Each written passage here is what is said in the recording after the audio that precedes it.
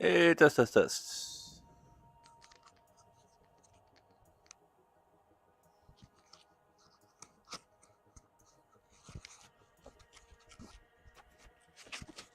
All right. Looks like I'm still good here. Welcome in, folks, for another week of Mods on Saturdays here. Today is going to be our last day with this Game Boy Color.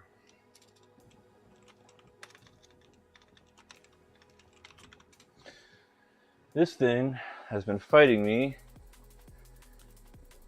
pretty much every step of the way. And I say that, and it really hasn't been fighting me. So, I was slightly familiar with the problem that I'm having. And to recap, all of this is working splendidly, minus some horrible, horrible noise on the audio circuit.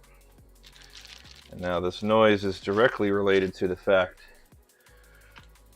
that we're using a brand new IPS display, which draws way more power than the normal screen ever did. On top of which, the Game Boy Color audio circuit is notorious for being, well, shit. So I did more research on it, and you know, at the end of the day, there really might not be anything I can do about this if she chooses to run off of AA batteries. However, for the sake of science, I purchased a few things because I like to spend money, and nothing in my world is really ever wasted. So, first thing I purchased is a brand new Game Boy Color. And I did this just on the off chance that there was something on this board here that was wonky. And so I fired this thing up and put it against my ear, and even with the normal screen on AA batteries running a flash cart, I could hear lots of hiss. Now, it's only really noticeable when I press it up against my ear, which is something I can actually live with. I think I'm going to have to live with, especially if the stock configuration is like this. Now, the other thing I did go out and buy today, I actually just got back from that, part of the reason why I'm a little late today, besides just being lazy, I went out and bought an original Game Boy cart. This person that I'm building this for has told me that they plan on running only original games. They don't really have much of an interest in the EverDrive flashcart scene. They prefer physical copies, which I'm totally on board with and think is awesome. So I thought, for me, it would behoove me to go and test using an original cart, because A, that's what she's going to be doing, and B, if the noise is not there with the original cart versus the EverDrive, I can safely say that the extra power draw from the EverDrive is also exacerbating the problem. So now the last thing that I did buy are these little guys, and I bought up a couple of upgraded capacitors for the power circuit and the audio circuit. Now, one of these I'm not going to need on her build if we stick with the motherboard that I started building on, because if you remember last week, I went ahead and updated the power circuit with a brand new voltage regulator. So that, hold on a minute. Everything screwed in this board. Why are you stuck? There we go. Okay. So the upgraded power circuit has this tantalum capacitor right here, and that takes place of the upgraded capacitor that is in this kit, which I believe is this one right there. So really, I should have to just replace two, and these two capacitors I'm going to be replacing are directly related to the audio port. So just for kicks and grins, but real quick, I'm gonna just go run. I'm gonna put this game in this cartridge, put it up to my ear, and see if that hiss is still there.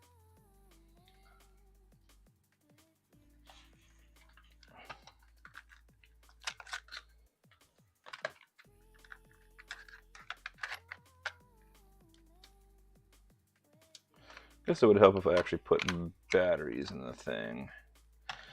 Now, this thing's pretty dirty, pretty beat up, but when I did my initial tests on it, it functioned flawlessly. I mean, aside from being the crappy screen and shit.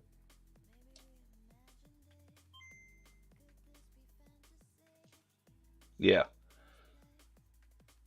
See, even with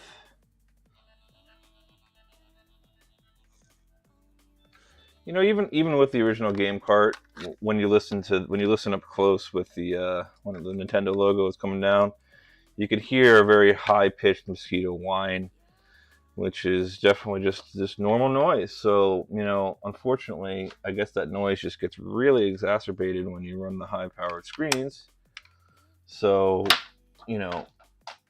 I may have just been kind of chasing my tail on this for a little while, but I'm just so freaking anal about this stuff that I don't ever want to deliver somebody something that they're not going to enjoy.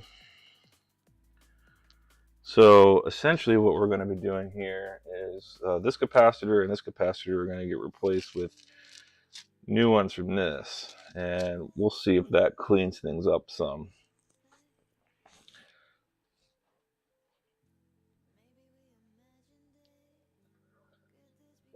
So I think, just for the hell of it, let's just dive right in and get this work done.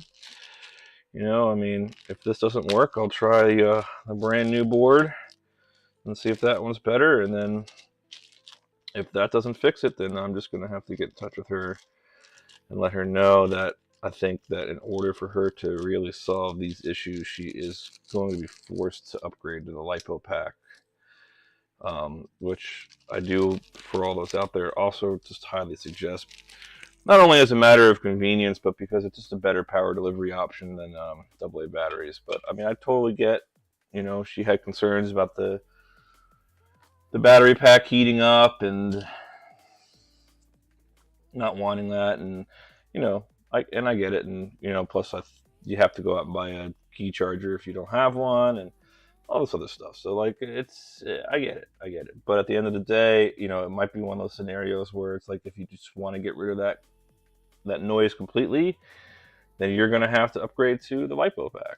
So let's go ahead and get my brain juice out the way here, and we'll get the soldering iron fired up, and I think we will get these capacitors replaced.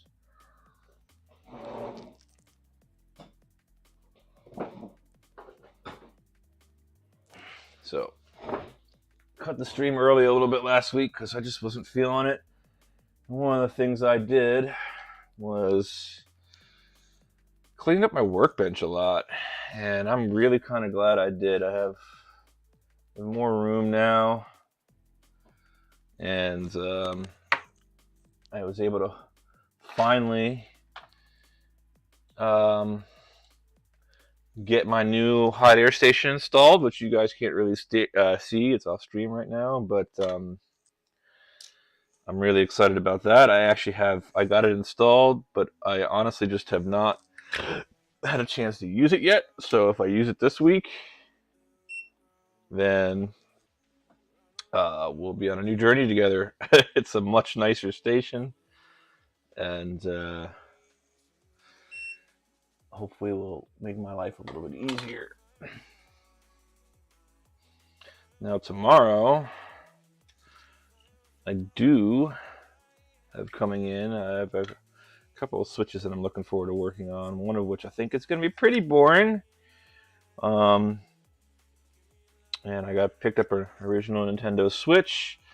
It looks like the USB port's just dead on it. And so I am going to have to just do a port replacement, which is kind of boring, but you know, for considering I paid relatively next to nothing for it, you know, I'll take it. Okay, so we're just adding some fresh leaded solder into this because it's going to make the removal just a little bit easier on me. I don't.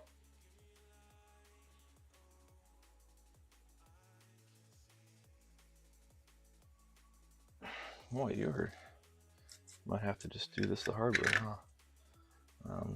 That one didn't want to flow. Yeah, I guess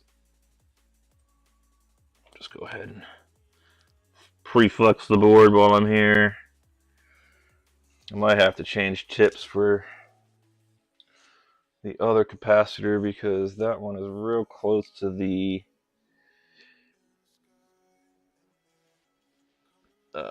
cartridge connector, and I do remember I was working on one of these before, and they don't like the soldering iron. Let's put it that way. So, okay, let's grab this and this.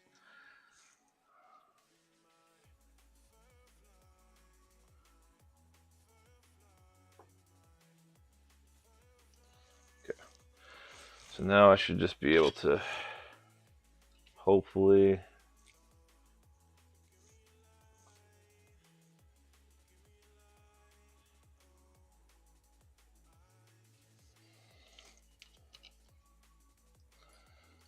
Might have to do this off camera just because it's a little bit easier. Let's get the speaker out the way real fast.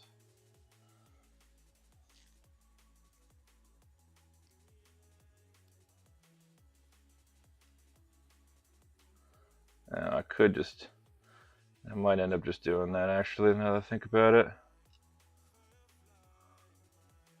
Yeah, I think that's probably the way I should go.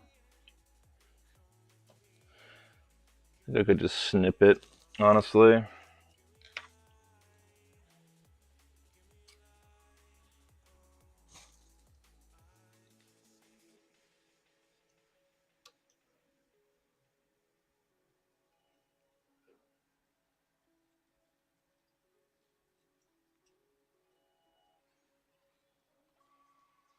Yeah, because, oh shit, did I rip that pad?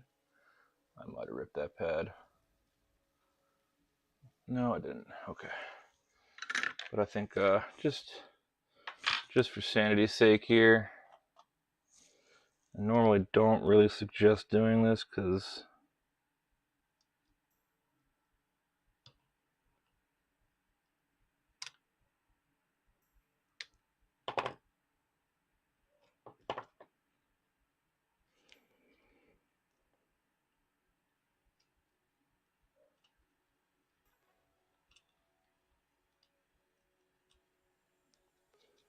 I don't like things that could potentially explode, and they can potentially explode if you're not careful enough.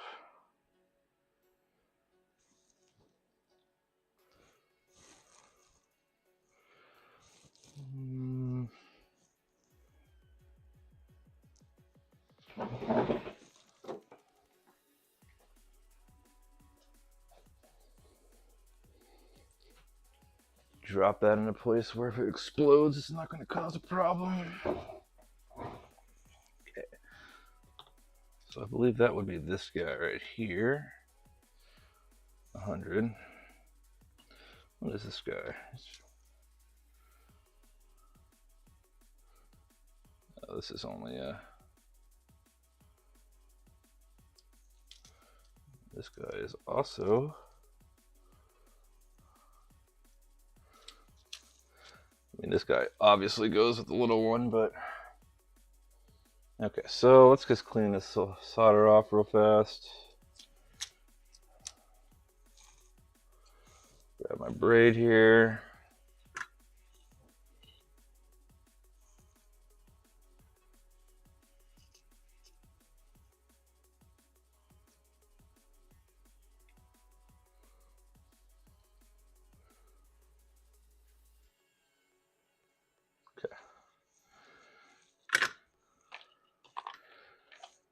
All right.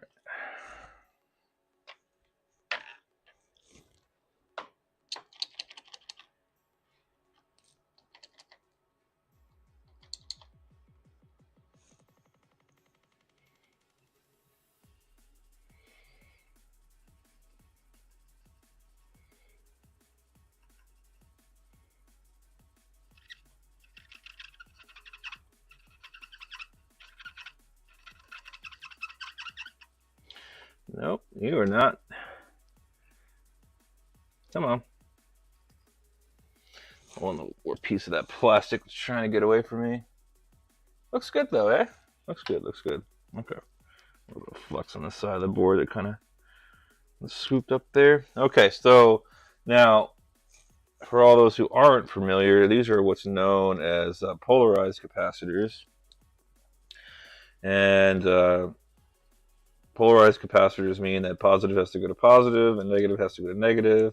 And you can see on the board on the left-hand side, that left-hand side pad is negative and the right-hand pad is marked positive. Now, some capacitors will say positive and negative. In the case of these surface mount electrolytics, negative will always have a little black line on one side of the cap, just like that. So, what we want to do is make sure that that is just like that. So, I think what I like to do personally with these types of caps is I like to put a little bit of solder on one pad. So we'll pre-tin this pad right here. Clean my tip. Okay. A little bit of flux on the pad. Flux just helps the solder flow and warm a nice shiny joint. Don't need much, just a nice little fillet there.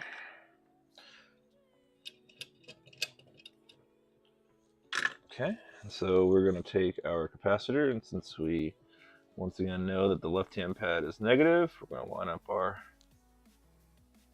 pad just like so.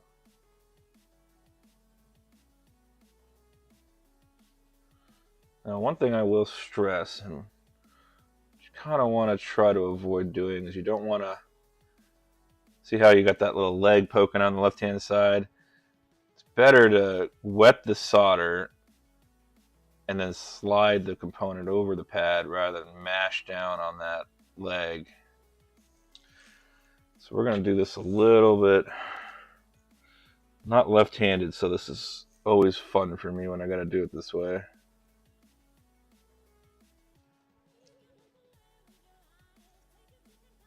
Okay.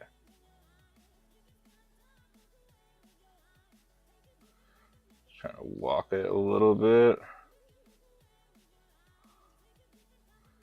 Okay, so then we're going to do the same thing.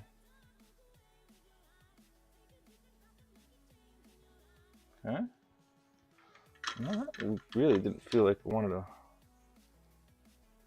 lie flat for me, and I don't know why.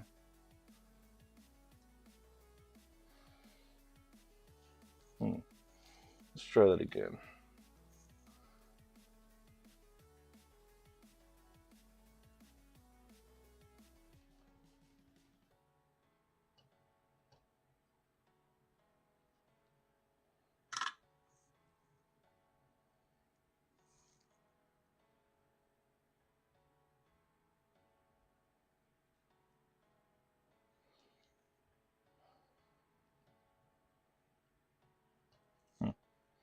Okay.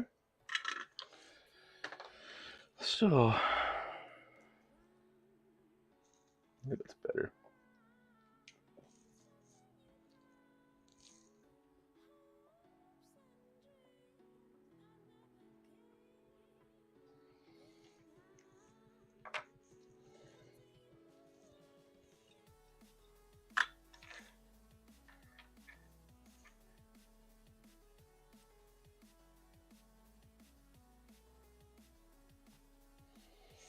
Okay.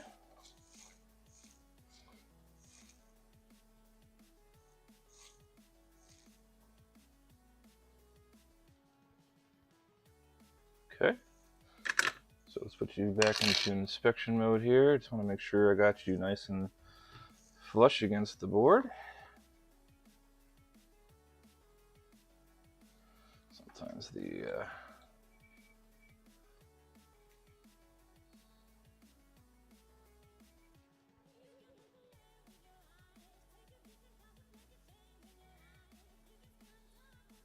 looks good. Huh.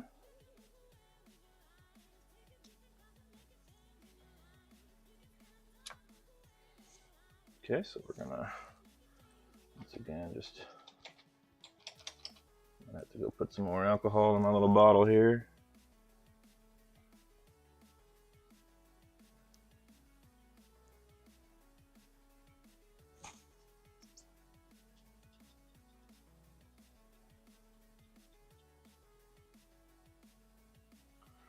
I don't like how that. I don't know why that's weird. Usually that little plastic bit doesn't want to wobble. It just kind of stays in place, but we can see here that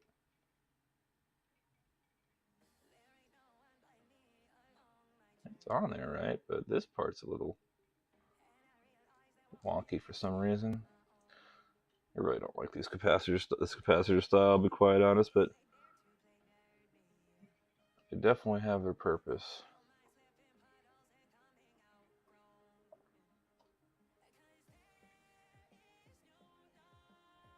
Now, see, like,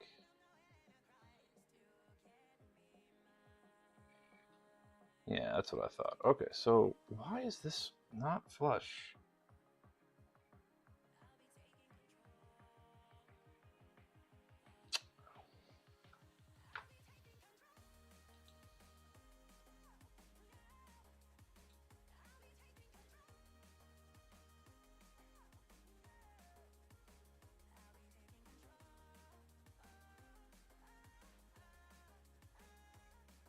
Hmm.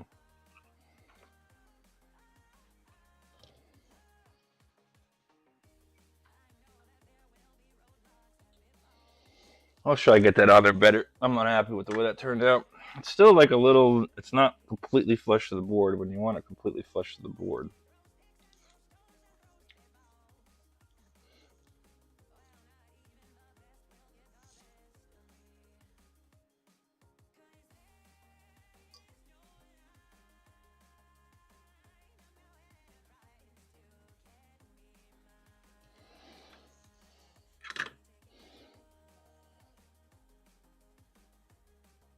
You know, see like how that's just wobbly, wobbly, wobbly.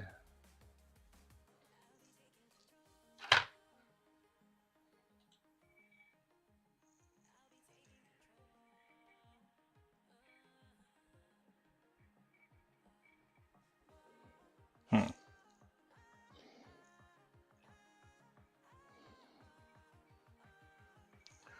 Could try actually put some pressure on the plastic bit.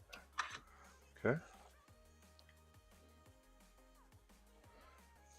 Usually these aren't this much of a problem for me, but this guy is just being...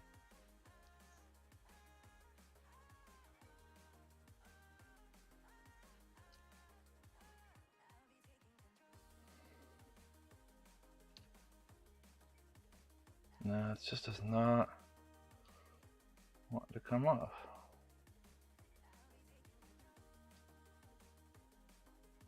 There we go. There we go. Okay. Why that was such a pain in the butt, I don't know. Is it better?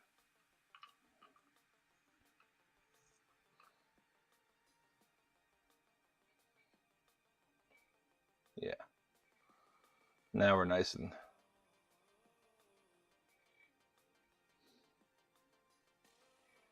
flush to the board. Okay.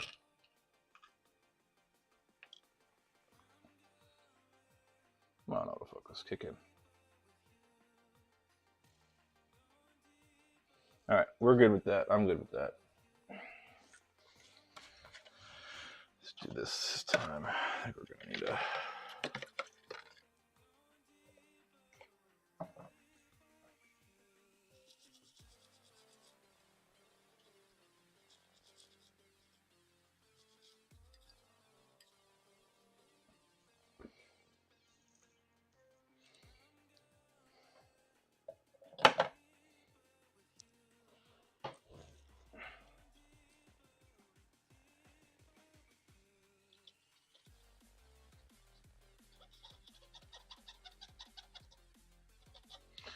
May have scorched that board a little bit, unfortunately. That's why I don't really like the white PCB so much. It doesn't like heat whatsoever. I really do my best to not leave the iron on as much as possible, but unfortunately,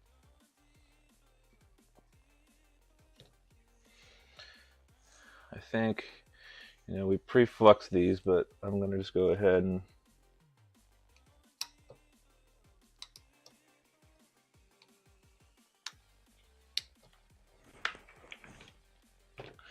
do what we did. Get me a fresh cotton bud here. Ooh, I used the British term for it, cotton bud.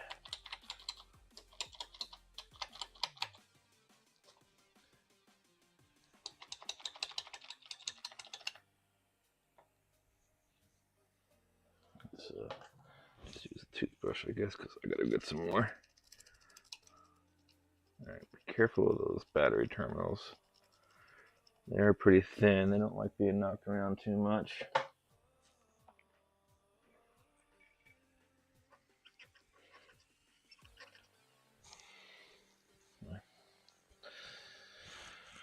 So actually, just to make our lives a little bit easier, I will go ahead and flood with fresh solder. Now you gotta remember there's still a couple, yeah, you can see the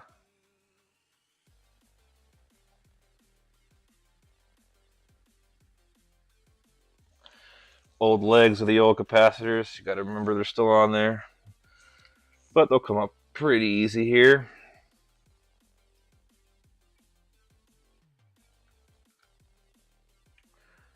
Nice little solder braid. Probably need to trim that now.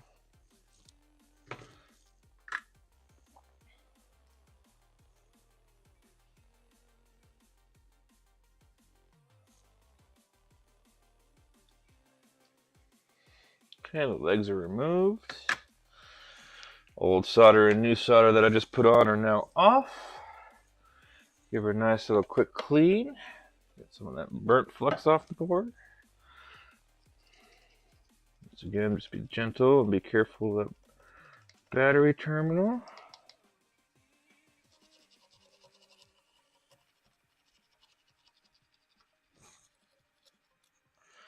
Looking pretty good.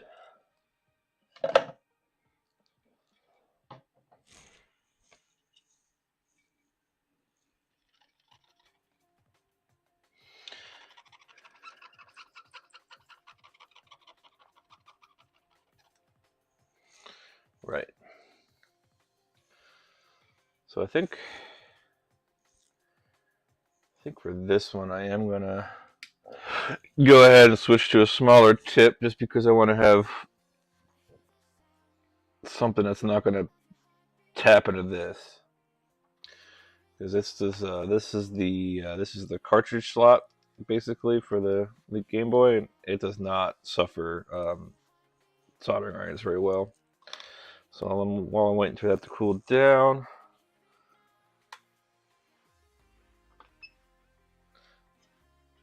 I'll just use my new air station here to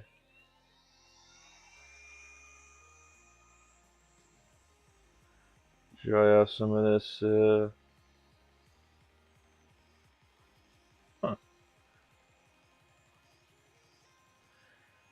the lowest temperature this can go is 100 C, which in my opinion is fairly warm. Right now I only have it on 50. It is going to be a challenge with this thing, I feel like. This one uses a hose, I think they're called impeller style. So it's actually got the pump built into the box rather than having the pump built into the handle. Which, my last one, the pump was built into the handle.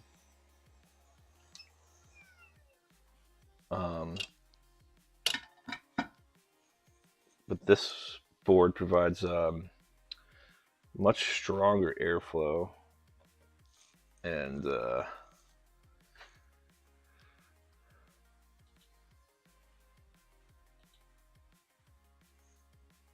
I think better or more accurate temperature is the best way to put it. Okay, so let's go ahead and change you out now.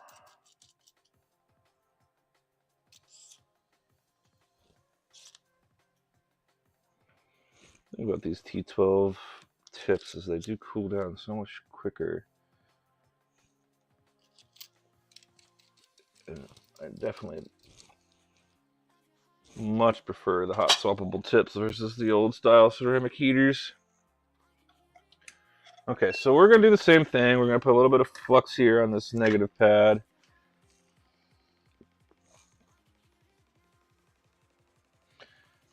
Maybe we'll hit it with far less solder too. I don't know. Now, unfortunately, the big pad and the tiny tip are going to mean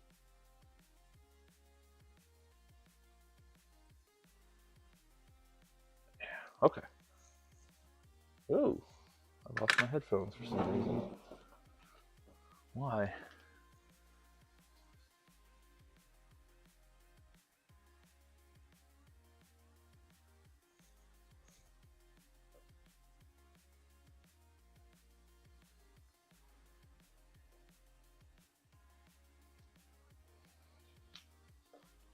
Weird, my headphones ran out of batteries, but they shouldn't have.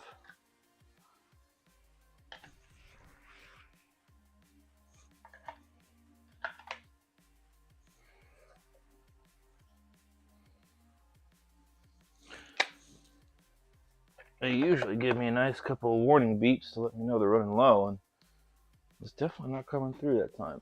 Whatever. They are now changed. Okay, so you can see our lovely fillet there, and we're going to do the same thing.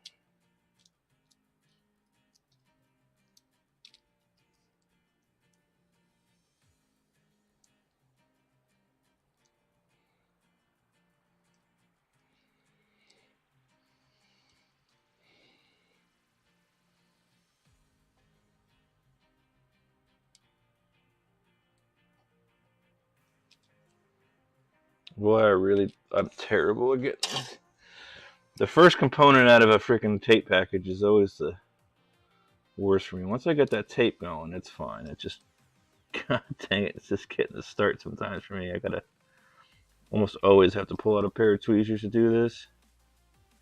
Stab myself a few times in the process. There we go. Alright. So for anyone wondering, I got these capacitors at console5.com. They're very, very cheap. You could order them yourself from DigiKey if you want, but just for the convenience of getting all three in one go, and really I think for a 5-pack, I spent $10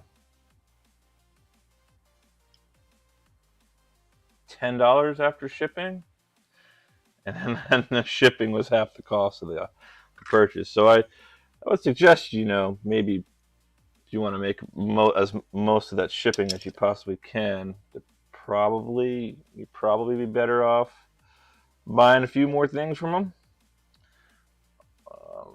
But in my case, it's all I needed. All right, yeah, see, this is just made more of a pain in the butt because of the battery terminals. Normally not much of an issue, but because I don't really want to do this too much left-handed, I think I'm going to have to. All right, so we're going to do this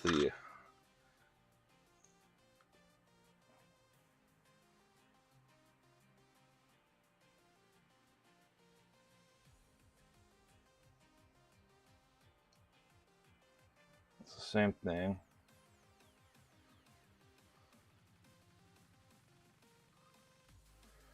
Okay. That one went on much better. See? Damn it, Justin.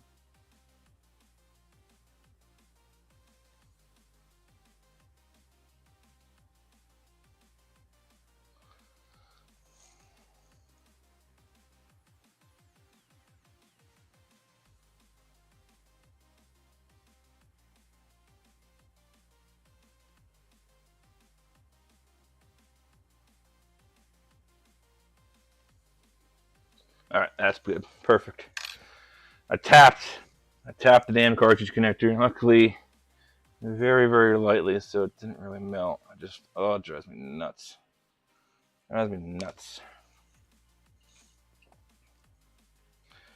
Hopefully it's really inconsequential no matter what, but I just hate damaging things when you don't need to.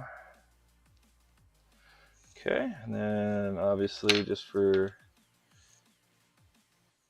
completeness sake, see, like you can see this definitely needs to get just a little bit more solid there. Okay, I think that should do it. Now remember, I'm really not expecting to fix my problem, but if I could make it less noticeable. Perfect.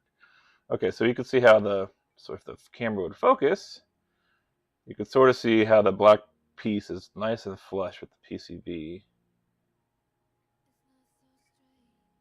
which is what you want. Okay. So let's just give ourselves a little bit of a cleanup here.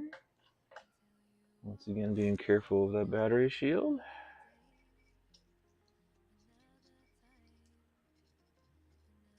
Probably should go out and buy one of those, like, I don't know what they're calling. They're these little flossers. Dental picks, I think, maybe. I remember my folks having a bunch of them growing up in their bathroom to get between their teeth versus floss. They're soft bristles and they're very, very tiny. Probably be good for this. Okay, that looks good. So I think what we're gonna do is, I don't know, should fire it up probably, and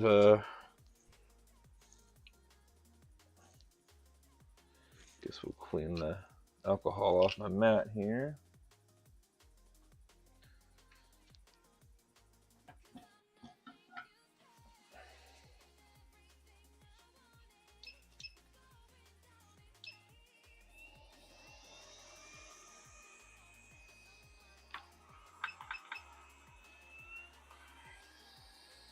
Use more airflow in this setting. I think that's kind of what we need. Just to clean up all these puddles. I might actually put tip on too. Right now I don't have a tip on. I'm just basically just drying the board off. Any residual alcohol, just in case. Which I know you really don't need to do, but I prefer. Okay, so I'm going to take my headphones off for a second. And we're going to find my handy dandy battery clip here. Got that. And then we're going to retrieve said batteries. We already have them retrieved. Just blind. Okay. I'm going to do some very quick basic tests here. So let's grab you. Just flip you over like that. Power on. Power on.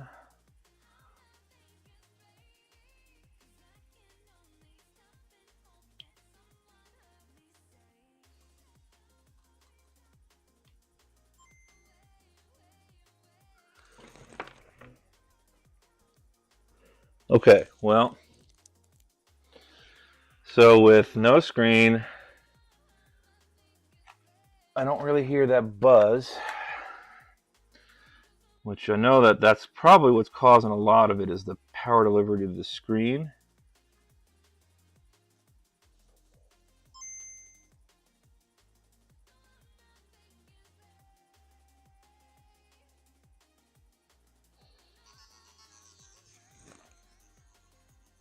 Okay. Okay.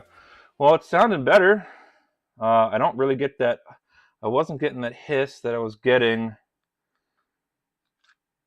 when I had it hooked up to the screen. Now, the problem is that one of the problems that we're having here, unfortunately, when I pulled off the DC, the original DC regulator, um, that contains a very specific line to power the LCD. So by removing that, you unfortunately remove the ability to also use the old school LCD. So I can't really test on the old screens anymore because I don't have the line enabled for it. And I don't really feel like mucking with it to make that work. There's really almost no point to it because we're trying to figure out if the modern screen can run with no hiss, not the original. So we've got this hooked in. Let's just get you down like that. And then we're going to do some basic tests here. So we're off camera a little bit. I'll put you back on. Basically, all I'm going to do is the same thing. I'm going to power it on. I'm going to see if I can't hear any hisses or audio hums or whatever. Put the game in, see the same thing. And then if not, I guess we could just kind of button her up. There's really not much else I can do, unfortunately, with this system. Alrighty.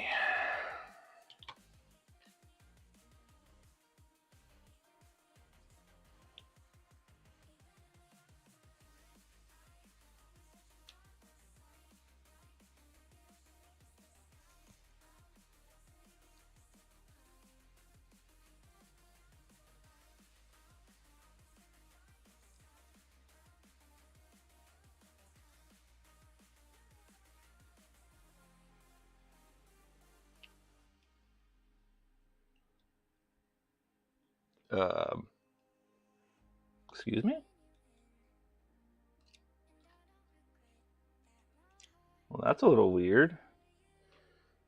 It just decided this isn't gonna work.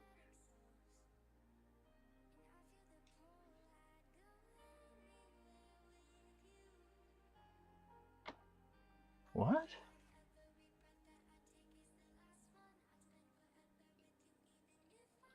I am very confused because now this just completely stopped working.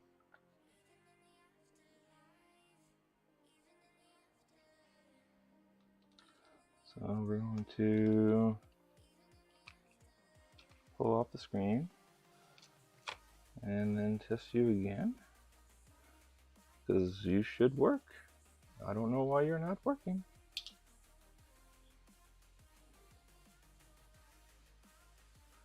Batteries might not have enough juice in them.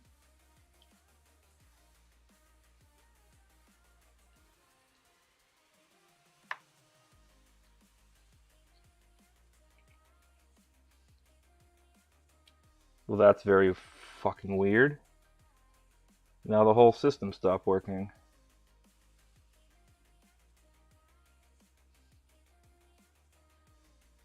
Oh, wait. No, it's working. Just no audio now. Oh, I broke the speaker connection. Okay. Woo! Easy enough fix. Yeah, these little tiny ass wires are they're just not meant to. Oh, they're just not meant for all of this wanging around.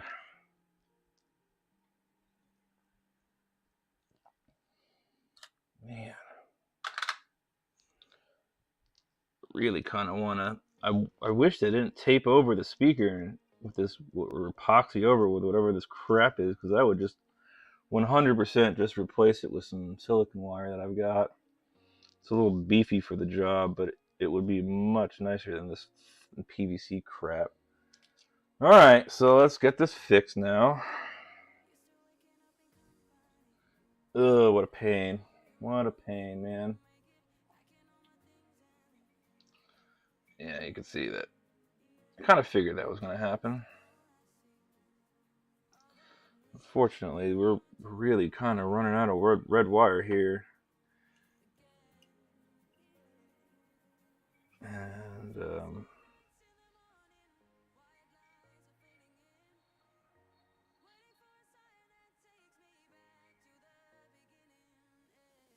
Come on, focus.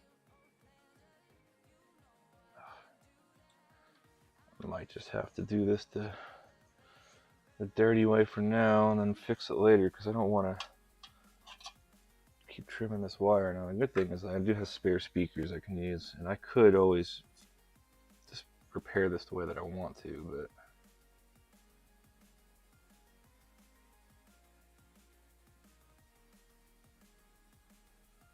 okay, that should work. That should work.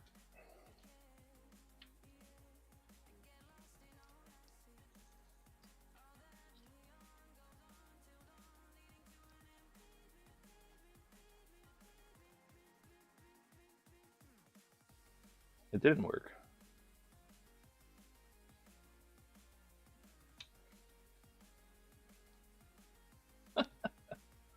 Alright, well.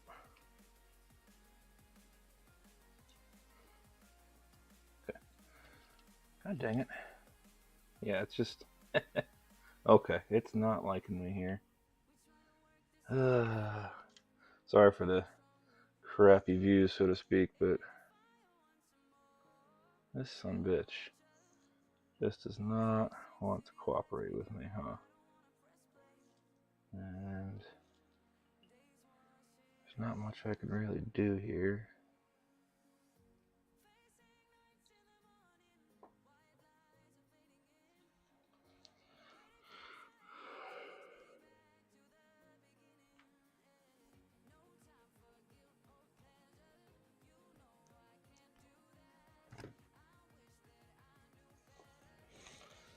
Kind of running out of room, so to speak. Yeah, it's not a big deal. I mean, honestly,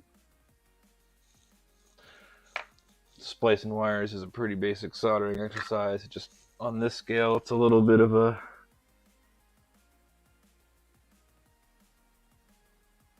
pain in the butt. Okay. This should be a little bit more of a solid connection going forward. For now, I just got to be really gentle with it.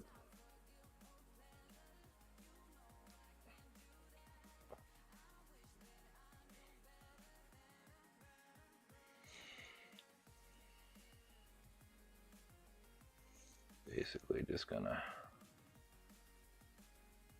do what you shouldn't do and press down on the wire, but that should at least give me some sound now.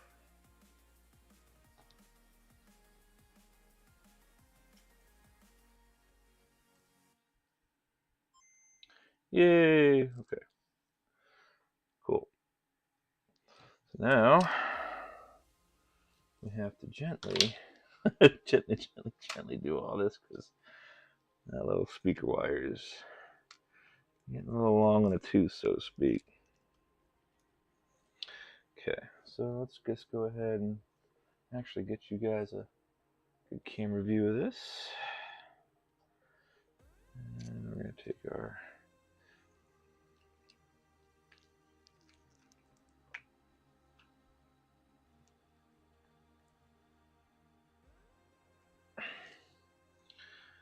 alright, so we should be good enough. Now we can do another test.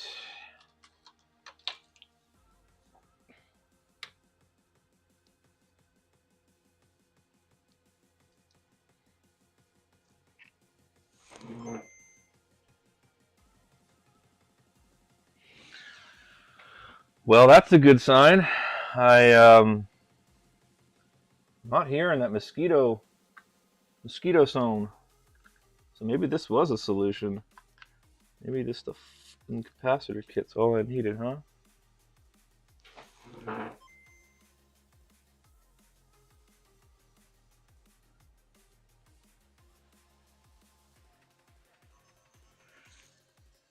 I think we're good.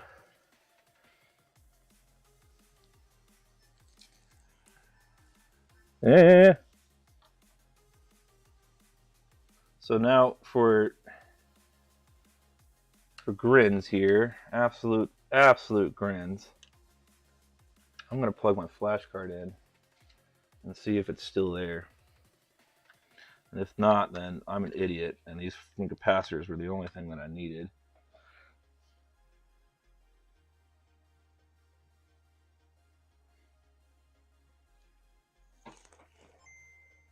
Nope. It's the flash card.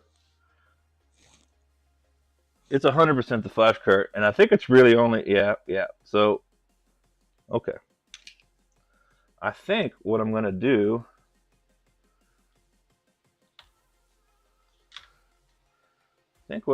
here is also install that audio amp back.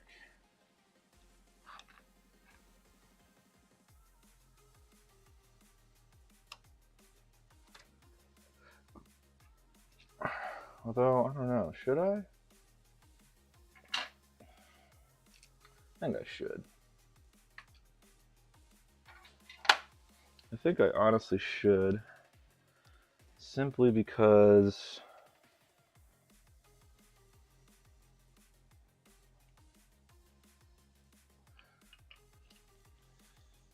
it's the right thing to do. So right now I'm just going to go ahead and undo this wiring I just did. Cool. This black eye's probably ready to go. Alright. Let's go ahead and do it. I think that's just the proper thing to do at this point, just because my nice little way is saying thank you so much for your patience, because she has been a freaking saint, and it is so nice to have people be understanding when things are taking far longer than they should be. But as I said to her and some of my other friends, this is also why I tend to not take payment up front. That way people are a little bit more understanding when things start to take a little bit longer.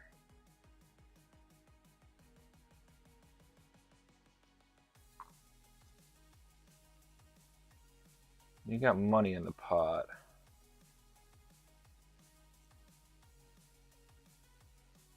Kind of makes you a little bit more impatient, which I get. I am the same way, believe me.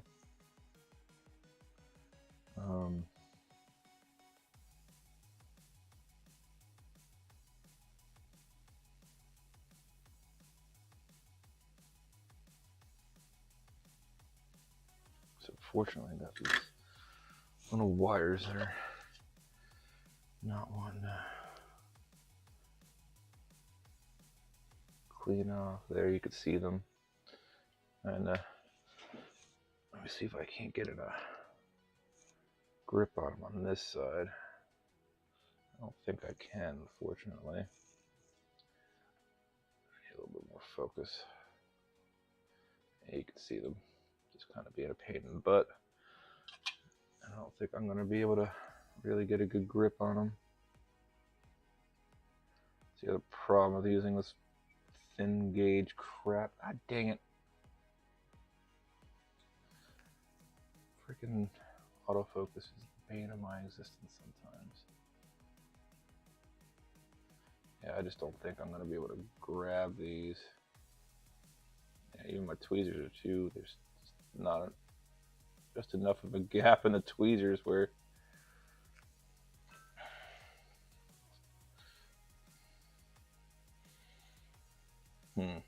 maybe I switch over to thicker tip again and try to get them out that way.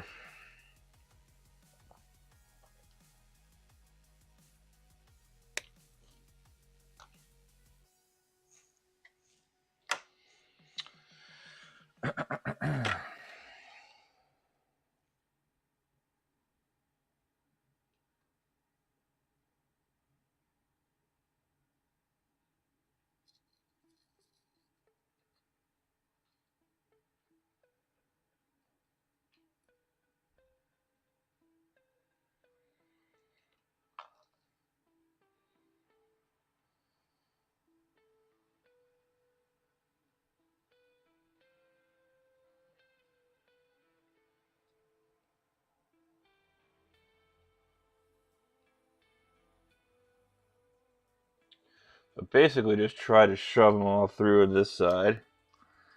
Now, hopefully,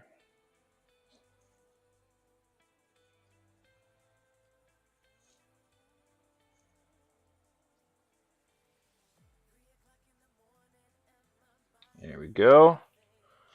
Pulled them out. Take the wick. Clean up the hole a little bit.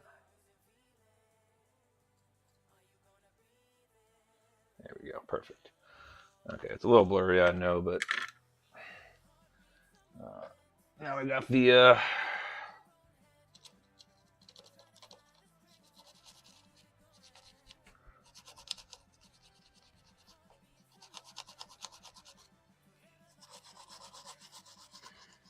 cleaning out that audio socket a little bit. It's a little corroded and crappy in there. I could probably spray some contact cleaner in that.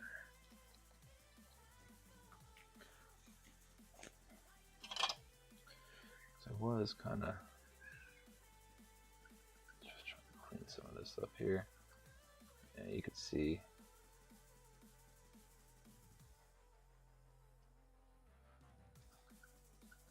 How crappy some of that really is. It's nice and shiny to the naked eye.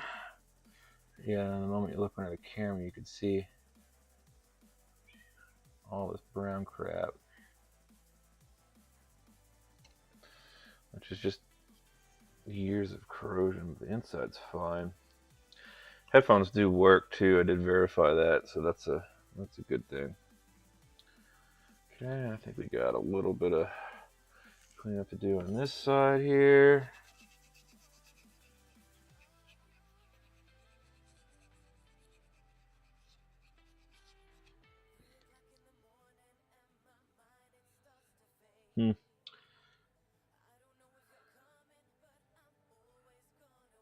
Well, it's got a little blobby for some reason.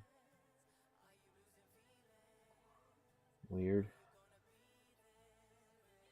Maybe I tapped a little solder on it or something. Okay, well, whatever. We have to go ahead and see about getting this audio amp installed. I sort of remember how to do it. Now, well, that's why that got blobby, because that was used to anchor in the audio, as well as this up here. Okay, so I don't know if you guys remember, I should have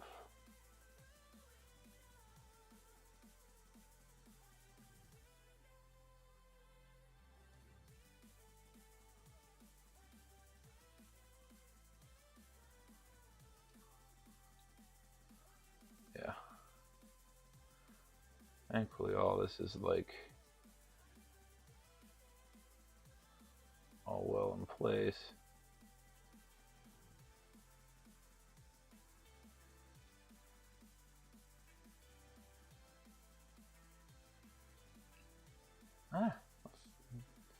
Other hand stuck to it. Dang it. Alright, let me use a tool. Grab out this little chip here. Move you up. You should be like that. You should be like that and that. Okay, got you. You're looking okay. Yeah, see this guy used to be like this. That's probably where maybe where I'll start. I don't know what that is. That doesn't seem right. I really don't know what that is. I'll have to look at that. That looks like a piece of wire or something that got kind of glued there. Alright, so basically,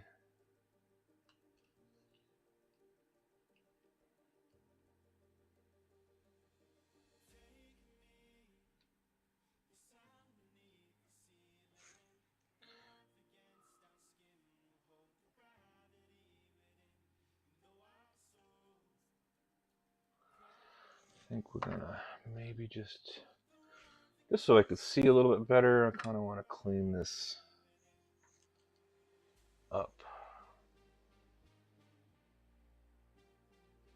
There we go. I couldn't really see through because there's a little peaky piece of solder. So like that's supposed to go right there. Like so.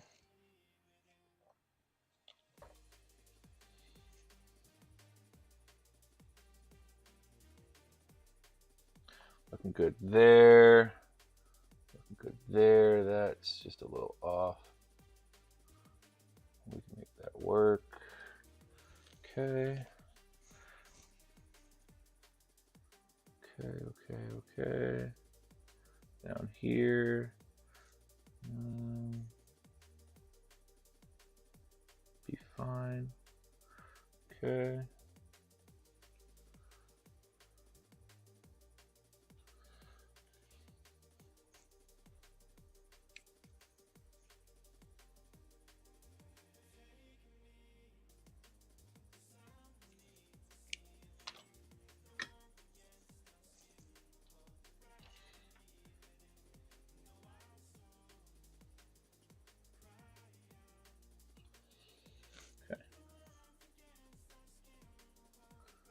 That actually did not make connection, but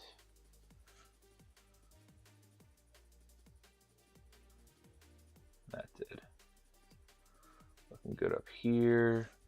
This guy's a little off, but I think it's mainly because it's kind of, yeah, if I just do this. Okay, we're good up there. We'll just do the same thing. Get some flux going here. And I'm going to do a little bit of solder.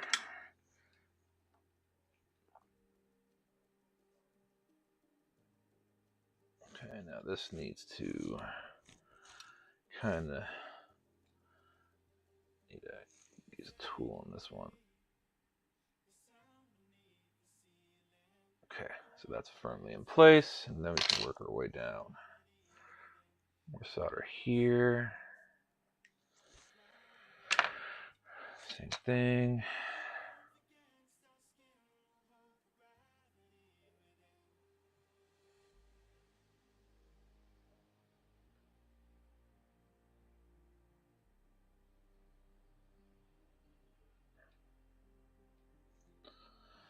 Okay. So this is more of a grounding point or an anchor point. But we will do the same.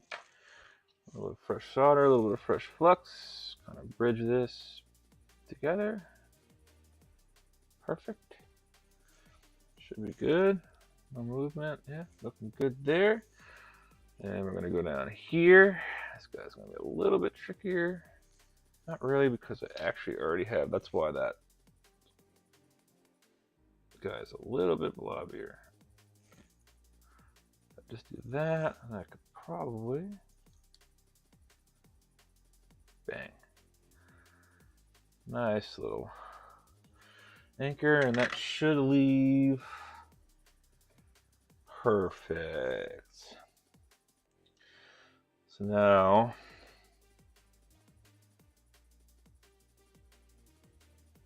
hopefully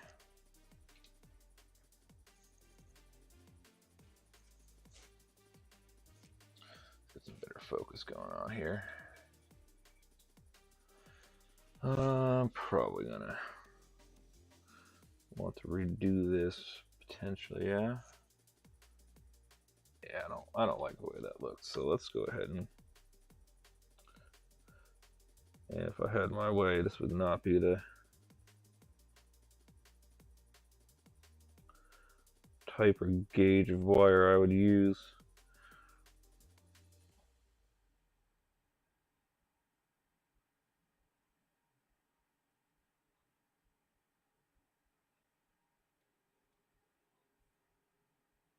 Okay, that should strengthen that a little bit.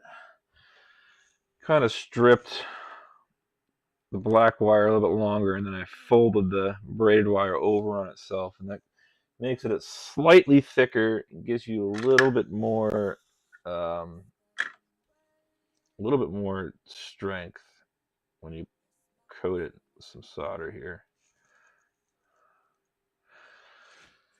Flux on the end of the wire. And basically all we're going to do is just fresh solder on the iron and just tap, roo. Now, when you're soldering wire, I don't know if I've mentioned this, you don't really want to mash the iron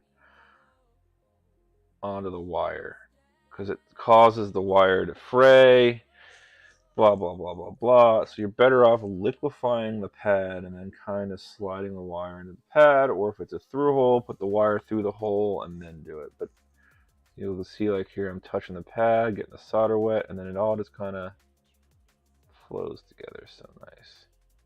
Perfect. So now, when I plug all this in, we should get a very nice, very loud ping.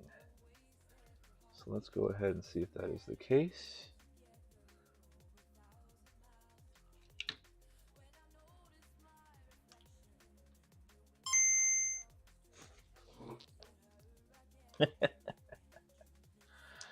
That worked great. So let's grab her original cart here, or an original cart here.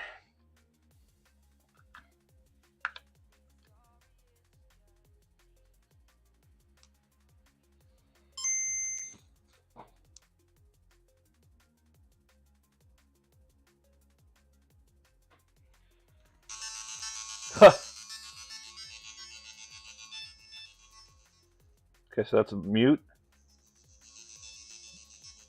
That's probably right about where the original audio amplifier is going to be playing.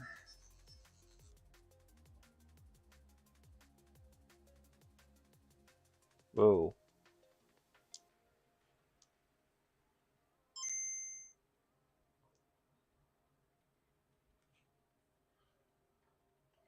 I don't know if it was like the game doing that or... Okay, so that's right about where normally the max volume is, and this is max volume with the audio amp. That's loud. Cool. Okay.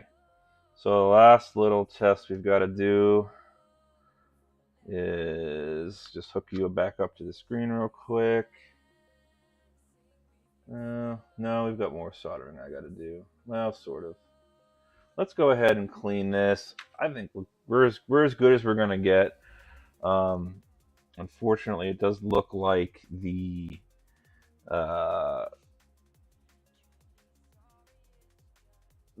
flash carts are they're just too power hungry, and yeah, so that's all on me. But let's get this board cleaned up. Now I think I actually also did notice when I was doing this last time that I kind of, yeah, I do want to replace some solder mask as well. So let's go ahead and get that done. Just clean the board real fast.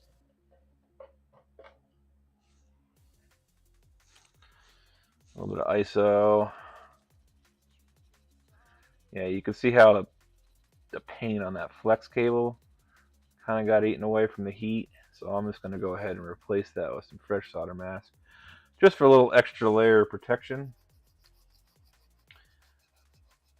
And then once I get all this done and cleaned up, then we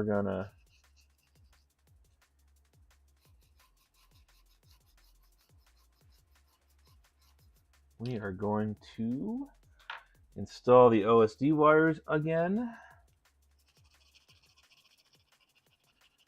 And button her up. She is done. I am feeling good about this one. So note to self, I guess I'm glad I ordered extra. And now I can build a couple extra and just upgrade. Automatically include that in my Game Boy Color builds. It's just those couple extra capacitors.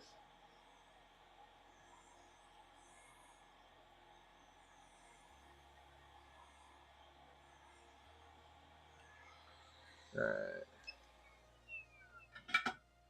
Have to be good. So we're going to go ahead and repair some very minor damage right there. I do actually have to locate and plug in a spare. See, I did upgrade my UV light to an AC outlet-based UV light because that little flashlight thing I got is just a steaming pile of garbage. Unfortunately, the AC version is a grounded plug, and the cable they give you with it is like so pathetically small it's laughable. Now I just have to locate, which I thought should be a lot easier since I cleaned sort of things up this weekend. I just have to find my solder mask.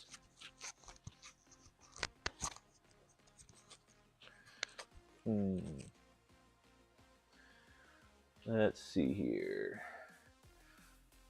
Oh, that's kind of also the problem. Oh, it's right here, right in front of my face. I just had something covering it. You know, you go and you change things, and you lose track of where things were because you're used to them being in a spot, and then you move it. I'm gonna go change where this wireless mic I use is a pain in the butt. One of these days, I'm gonna actually upgrade and just move my Yeti over and move my desktop PC over, and I can stop using this stupid thing.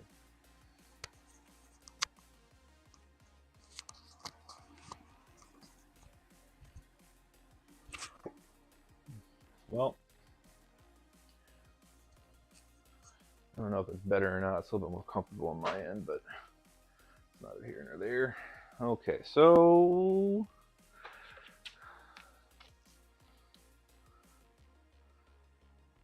I don't think any of that's important. Alright, so the stuff that I'm about to put on here is a UV reactant solder mask. Mud? Mud. And it replaces, so this, all this green stuff here is a solder mask. Basically, PCBs are just a glass substrate with copper lines, and then they put this non-conductive material. If you're in England, they call it conformal coating. Everywhere else is solder mask.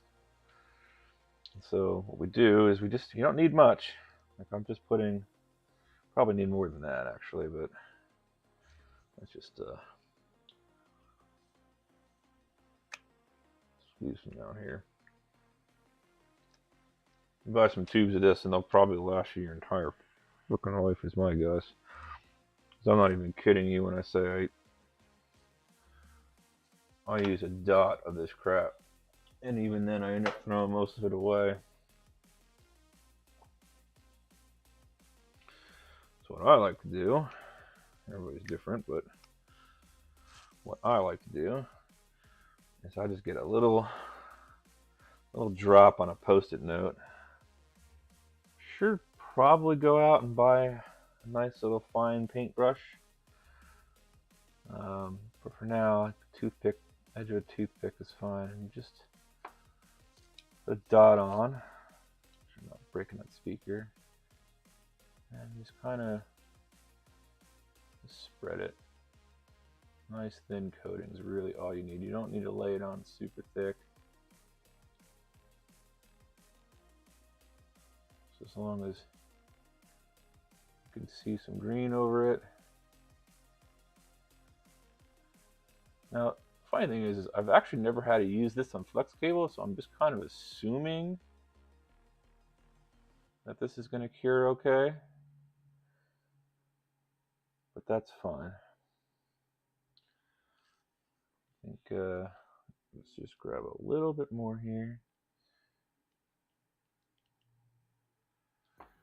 There we go. Just a little bit more. Once again, just spread the love around a little bit here.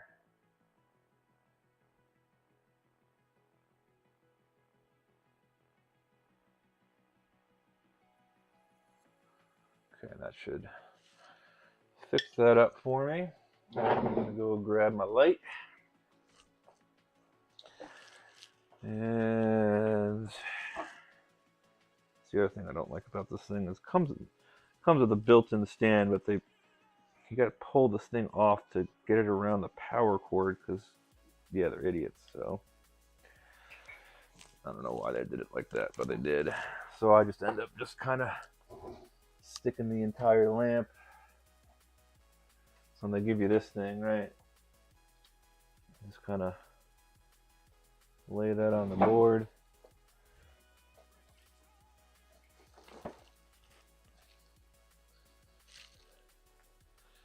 Turn it around. And we'll just let it sit for about, I don't know. Alexa, remind me a minute to check my UV. Okay, I'll remind you in 1 minute. By the way, when your reminder rings, you can snooze it by saying, remind me again in 15 minutes. Well, thank you. So you just use Alexa here as a nice little handy timer. Some brain juice. A little late in the day for brain juice, but I like it.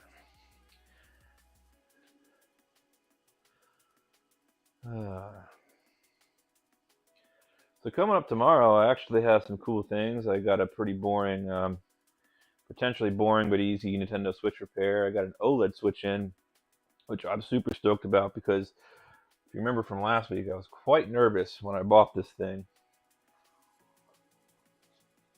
Unfortunately, the eBay listing did not have any pictures of the actual item, or maybe they were, but they looked like they were stock photos. But when I got it in, oh my lord, it was clean, and I paid about $100 for this thing, which was like the cheapest I've ever bought an OLED Switch for. So either the guy didn't really know what he had, or I got lucky. Either way, I got it in and I did some quick perfunctory testing on it, and it does look like I don't know. It looks like a potential problem I can fix. I'm getting 5 volts, no amps. I think either the charging port's dead on it or M92 is. That still looks kind of wet to me.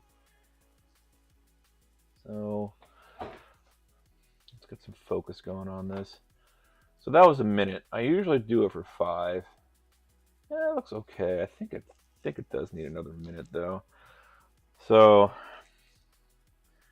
you can see how it's still nice and shiny. Yeah, it just got the outer. It's formed a crust on the outer shell. If you could press it and see it like dimple, and I don't know. It's hard. I don't know if it's coming through in the camera, but like when I press it, I could. It's almost like when you get a crust over a water surface, and you can kind of see the water move underneath it. So let's set that in. Let's just go ahead and give her another like I don't know. I'll say like 3 minutes. Um, that should do it. The new lamp is quite nice and strong, so okay, so we'll do that. And, just so y'all can see, it's just kind of sitting on. I've stuck my hand in the pile of conformal pudding, so I've got to clean that off of me, which is always fun. Folks, if you're new to the channel, I always do things like clean off thermal paste and not leave puddles of liquid conformal coating around, because if I do, or I don't, I will 100% get it all over me.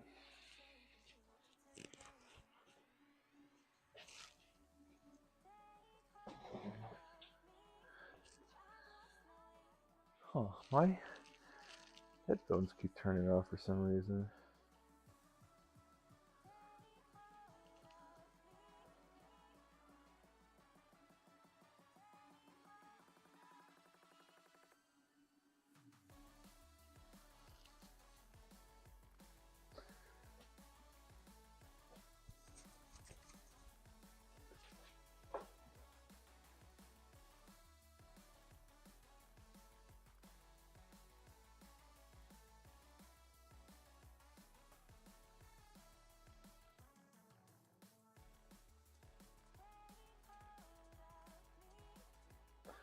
Alright, got the reminder set. Let's let that sit for a while. Let you guys be bored. Let's do some music for a bit.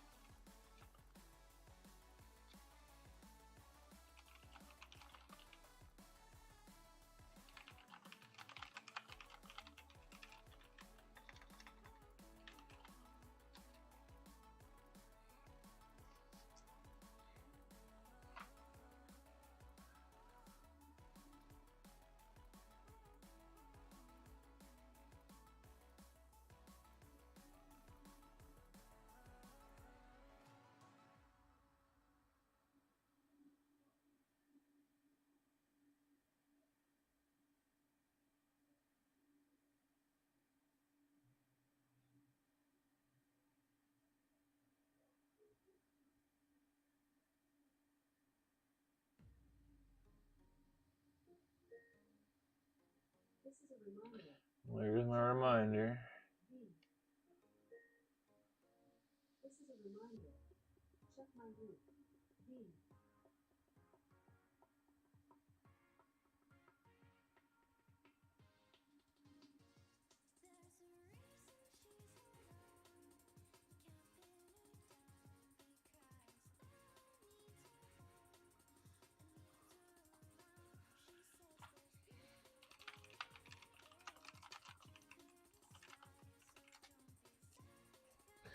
Alright.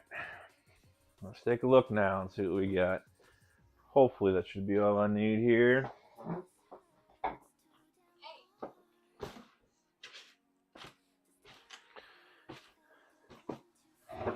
so let's turn this off so I don't burn my eyeballs out now. For all those who don't know, UV light is very bad for your eyes. So if you do use this stuff, make sure you don't point the damn things in your face, because it's not fun going blind. That looks much better. Much better.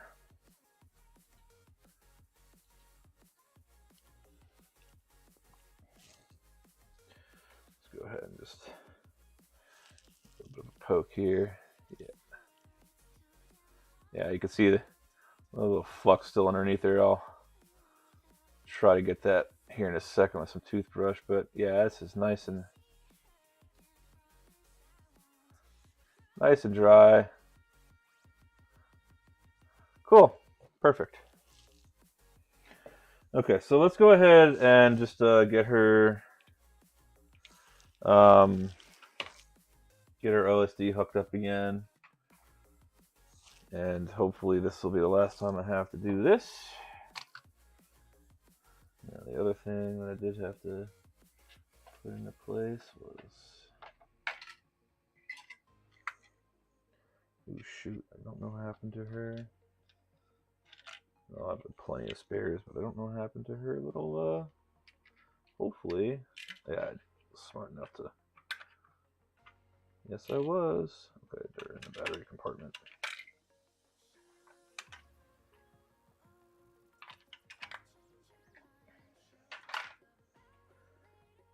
So this is mine. Okay, this needs to go.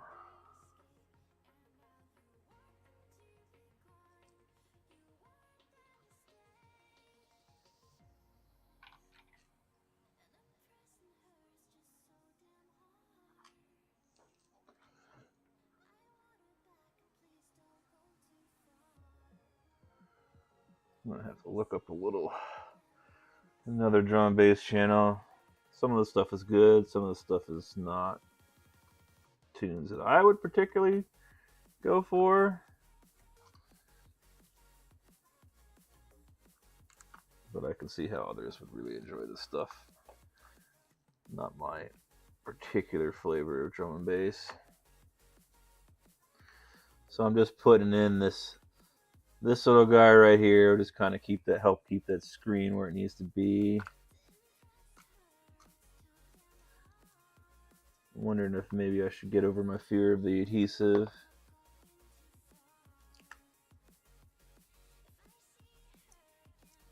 That looks good. I hate adhesives though.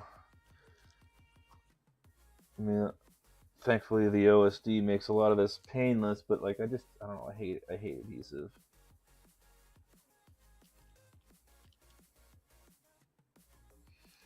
Okay, so now comes the fun part, eh? Figuring out these wires and where they go. My eyeballs are not the sharpest in the book right now. So basically I gotta go and say, tweezers, let's just pull this cable up out the way.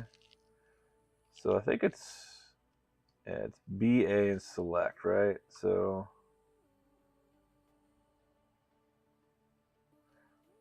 I believe B.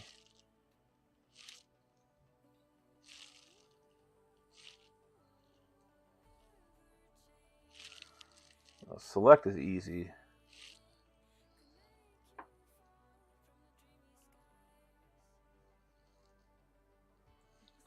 Select is this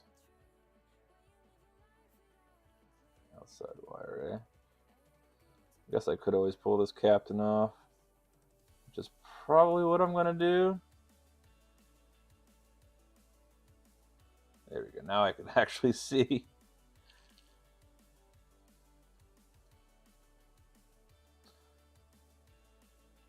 This is normally not this much of a problem, but because I'm kind of like rebuilding a prior done build, kind of did. All right, so I think A is this middle wire, and then B is this outside wire. Just get them to separate under the tape.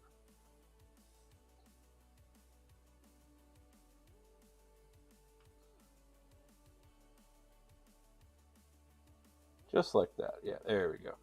So we got B, A, and then select. So this is B.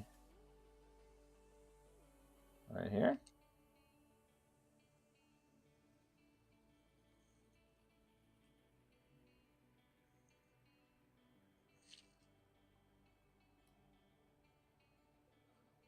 All right, so I got B in my hand. All right, like so. And we'll just double check.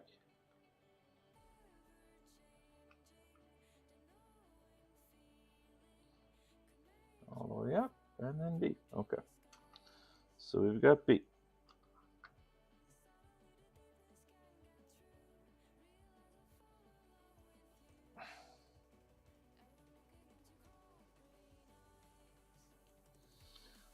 Okay.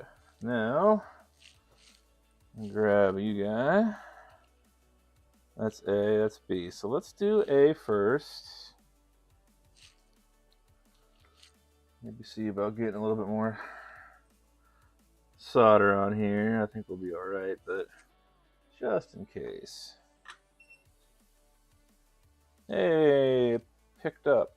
Perfect. So my soldering iron has a automatic cool function where if it detects no activity, it will automatically drop the temperature down to a level that won't burn your tip out. Then it uses a little sensor to detect when you pick the handle back up. Sometimes that sensor is a little finicky here. So this is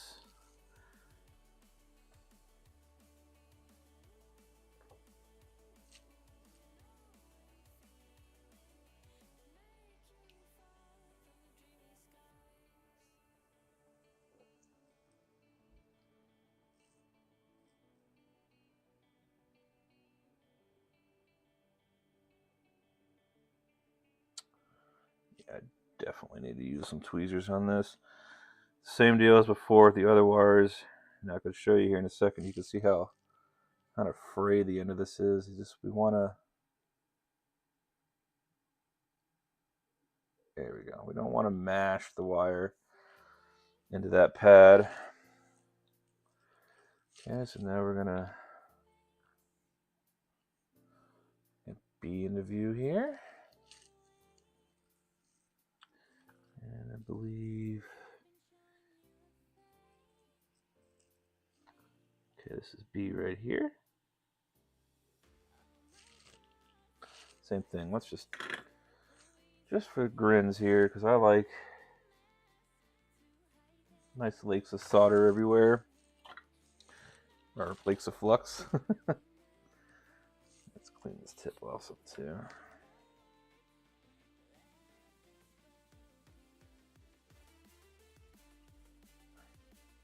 Okay, should be good on that. I'm gonna grab the wire here.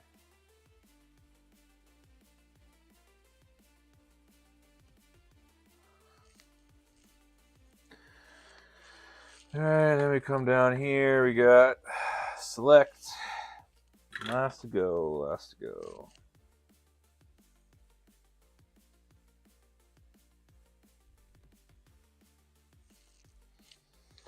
Hit you up with some fresh solder, fresh flux.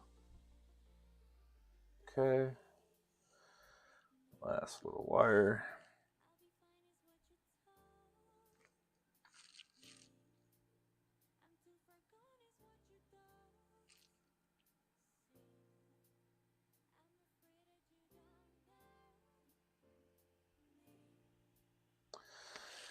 Looks good to me, folks.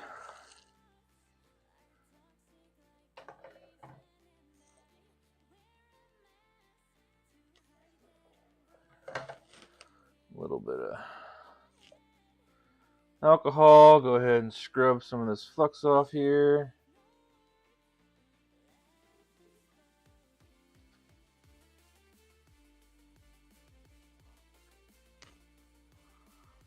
Same with up here.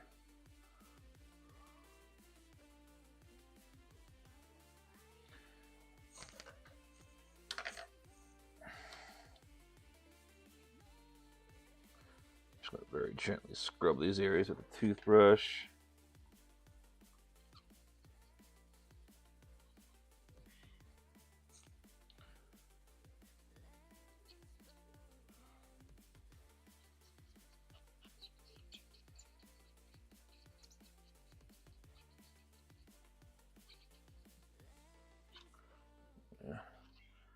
Yeah, you can see exactly why I fucking hate PVC wire sheathing. Look at how junky that looked.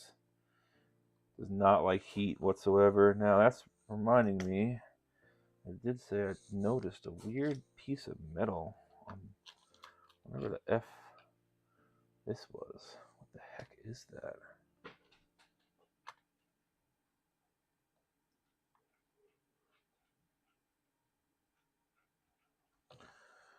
I don't know what that was, but I'm not having that break off and rattle around on the PCB. Yeah, I don't know what that was, but okay, we're just doing a quick little double check up here. We look. Yeah, we know that. We know it works. All right. So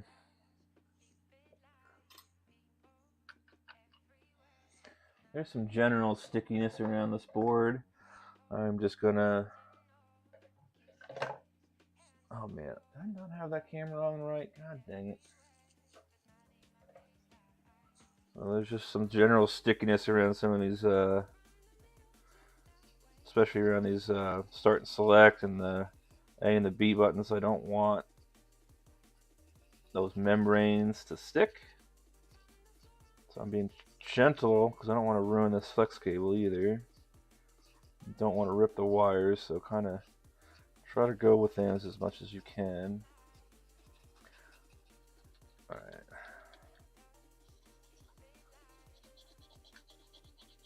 Now we're just kind of doing some just general scrubbing here.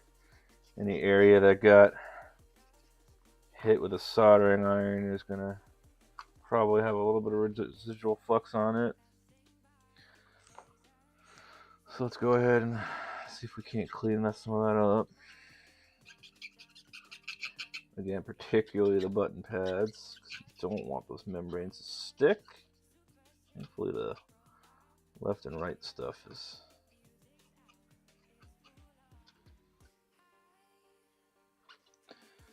hard to show. There's also just loads of gunk just coming up as well. Yeah, those are no longer sticky.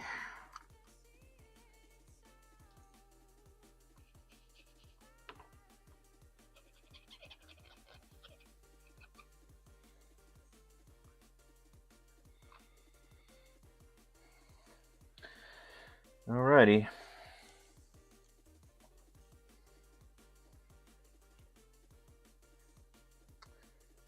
Okay, now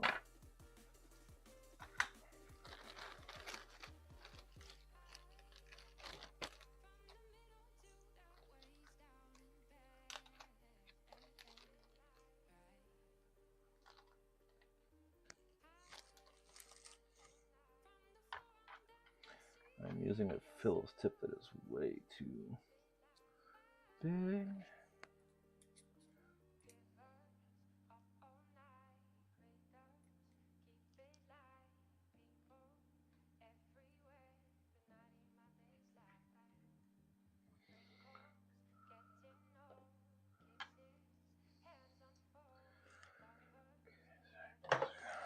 Alright, so this is the fun part here.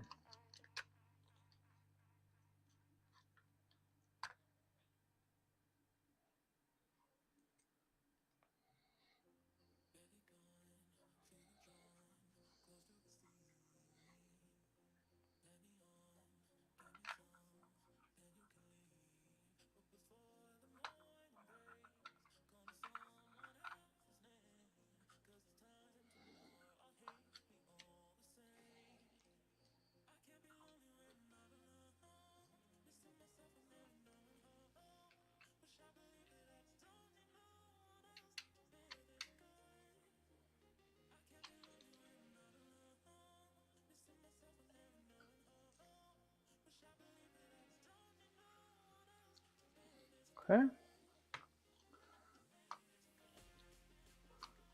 sure I got there. Okay. All my buttons seem to work, seem to be in place, so I'm going to go ahead and secure the motherboard down.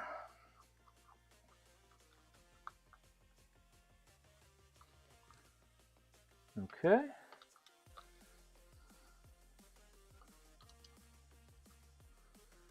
So now, one of the bigger issues that I did have with this build is this ribbon cable is so stiff that pushing it into place tends to knock the screen out of alignment.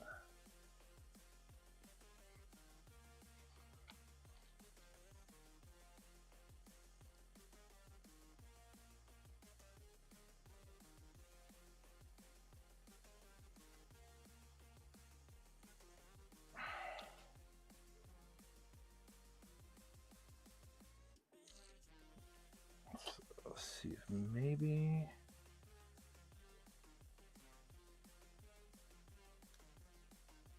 Nope, that didn't work.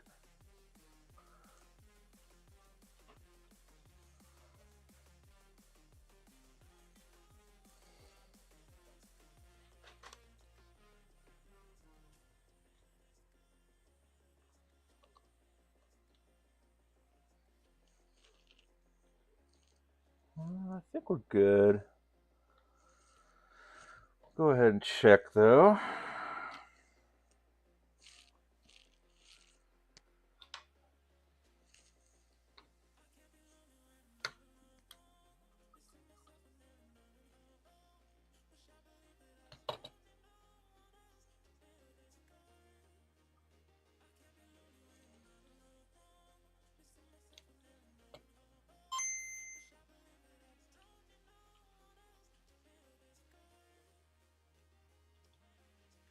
Nope.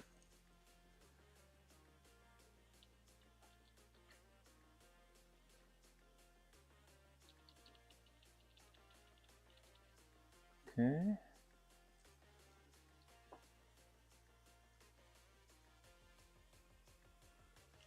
Not sure.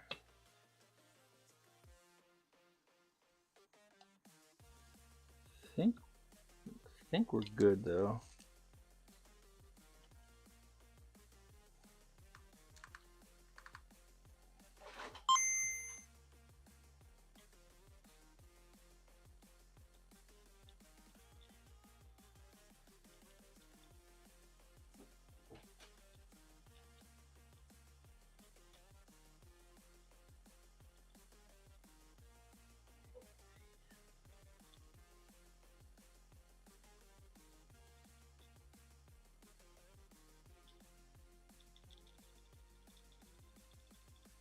Yeah. I think that's good.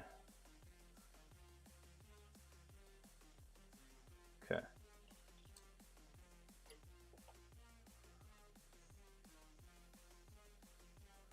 Except the board is not lying flat for me, and I don't know why. Could just be.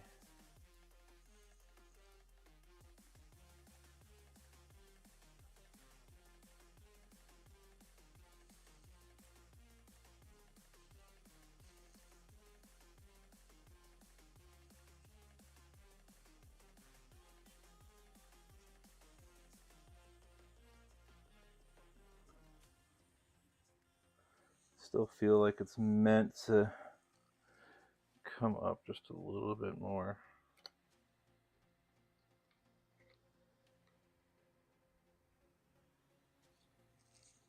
It doesn't really want to budge, so I'm not going to really force it. Just double check the buttons.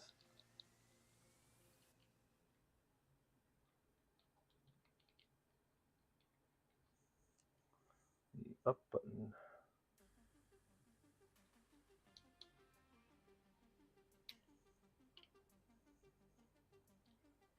Oh, that could be why.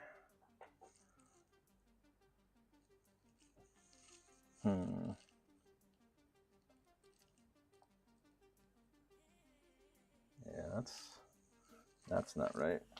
So I've got the speaker tab didn't come through like I thought. I thought I had that already set up, but let's get that going right here. I think that might be causing a problem.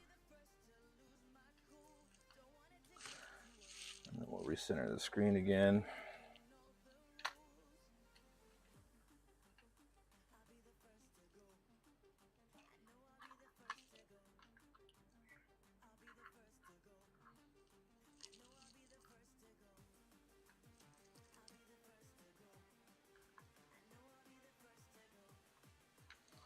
All right, I know I'm doing this off screen here, so basically I'm just trying to, there we go. So he doesn't want to really cooperate with me too much. That should be fine.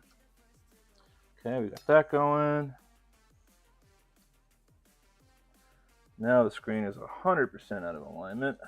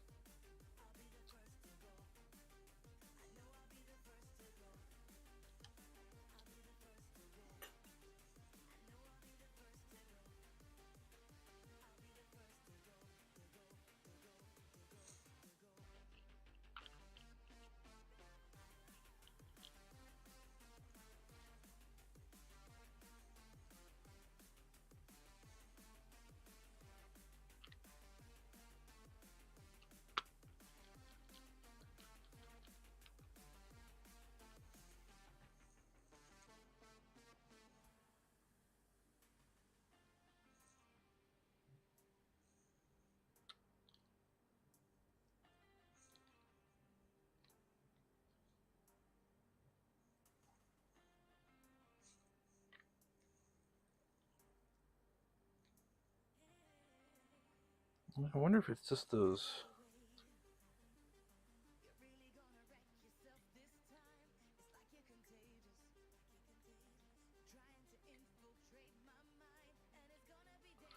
don't really like how that up button's pressing down. I'm gonna grab my personal unit here real quick. I think that doesn't feel right. Actually, I'll just grab the original. It's like got a kind of mushy. It's hard to explain. I guess it's all right.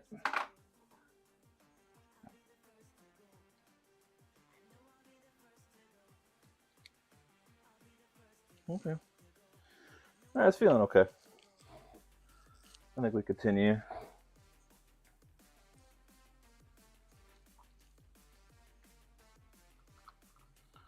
So the internal board gets screwed with 3 JIS, and they are the shorter ones.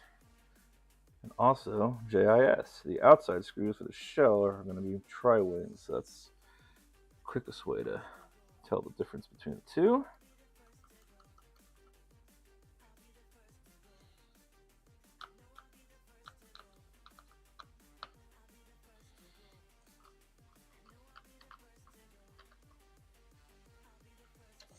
Okay.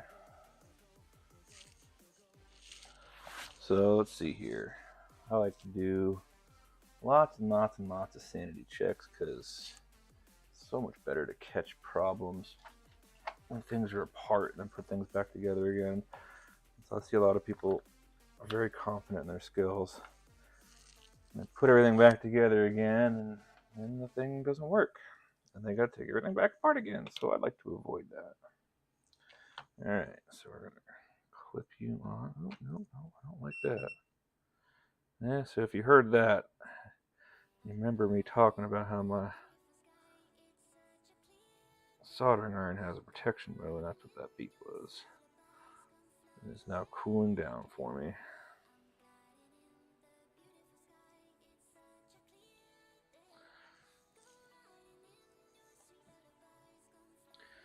Now these little freaking alligator clips, pain in the butt. I might like glue this rubber thing to it because this sucks. Let me tell you, this effing sucks.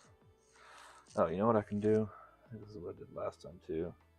Just clipped it to something, and that was enough to keep things depressed. Oh, come on.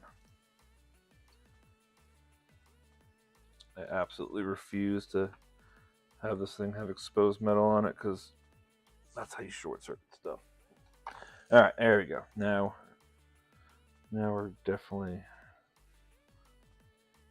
more usable.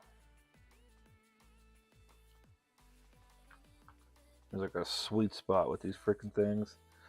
Very cheap, but very useful. See? Nope. Now we're back to a horrible, horrible buzz. Why? It's like when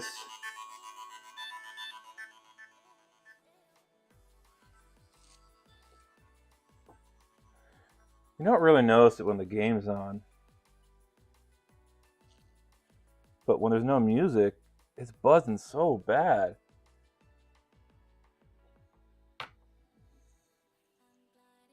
And I don't know why.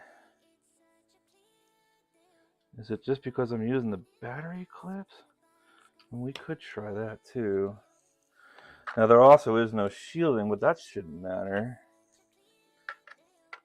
I mean, honestly, at this point, there's really not much else that I can do. Like, here, we're just going to do this real quick, nice and dirty.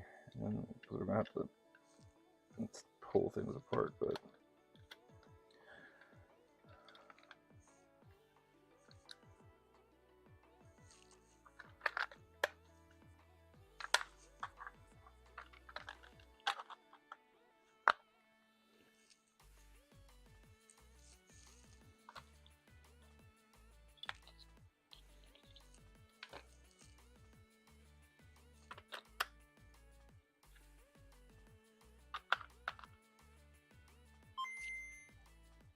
Yeah, that's fine.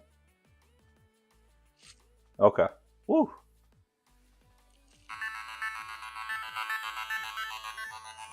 So I think it was just a shielding issue.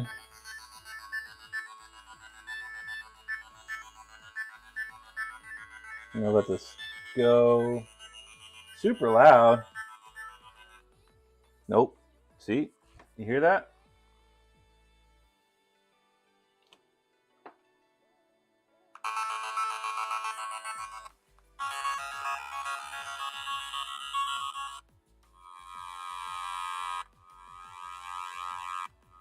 And once you start playing, it's not really noticeable.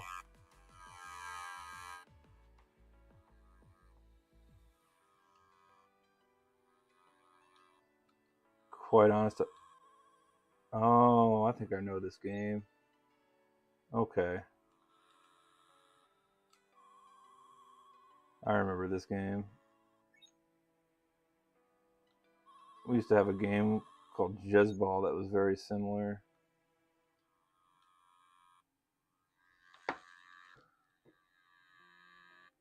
It's like fine when the game's playing, but the menus are just so freaking weird. All right, well, we're done. There's literally nothing else I can do to this thing, and unfortunately, it is the way it is. Uh, and we'll have to talk about this. I'm sure she'll be okay with it. It's really kind of like only noticeable when you're in the menus.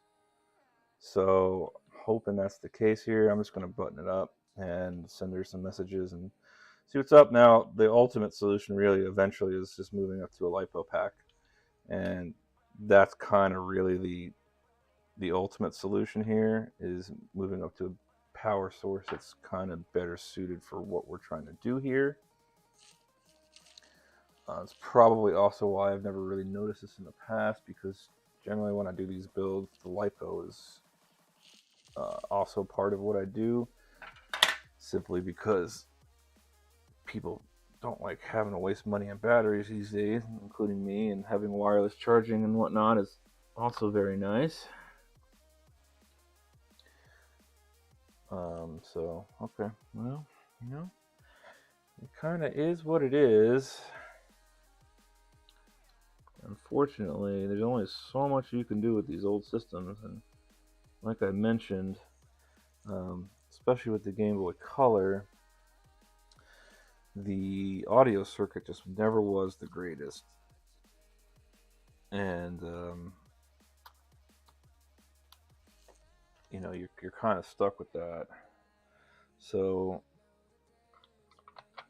I'll play around with some, but honestly, if it's really only kind of gross in the menus, I can kind of live with that, because if it goes away, I don't want anything to ruin your game. And if it's not noticeable in the middle of the game, then who cares, right? If it's just like, if you hear some feedback when the Nintendo logo is rolling down, yeah, that kind of sucks. But to be quite fair, that same feedback is also present on the original unmodified systems. So it's one of those things where it's like, even Nintendo couldn't get it completely right. Although it is a different noise, I'm thinking that the extra power draw just exacerbates that and makes it way worse than it normally really is. And I just notice it way more on the... I guess it's fine. Modified screen ones, because that extra power draw is just oof.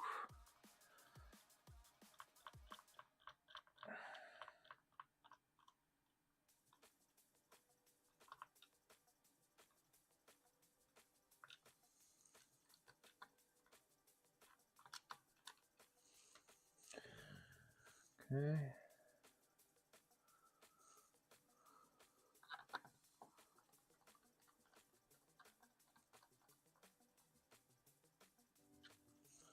Okay.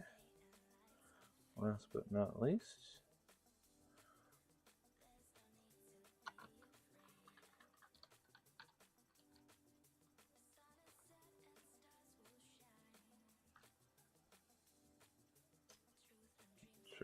sweetness here. That can use a little bit more.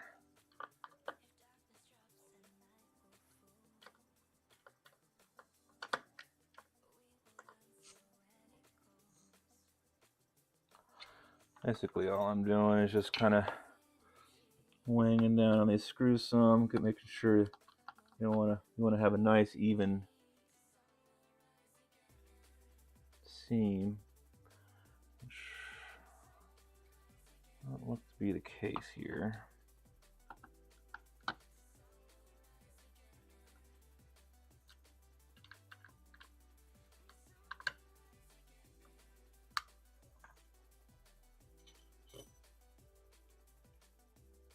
Okay.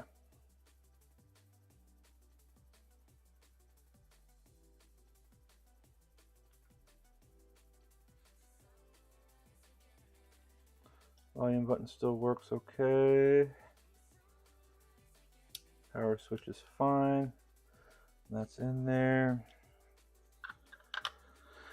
Turn on some batteries.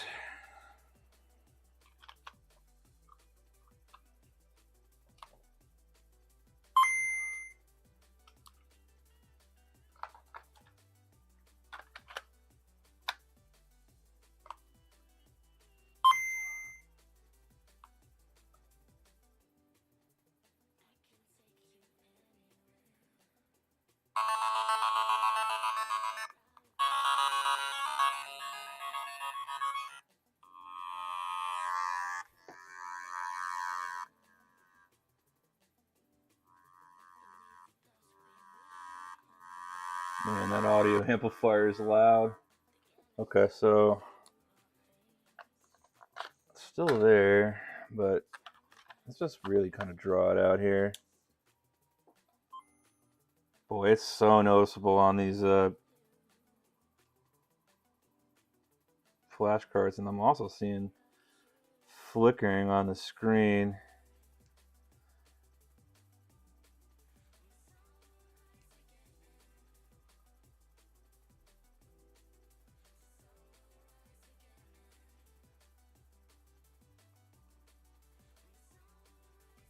It's horrible with these things.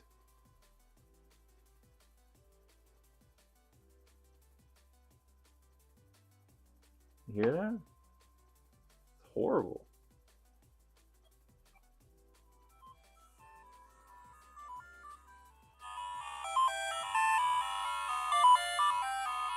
Yeah, it's... Yeah, these...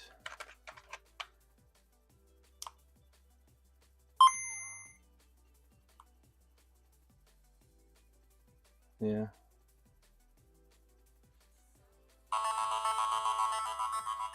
Okay. Alright, well, she's as good as she's gonna get. That's it. That's all I can do.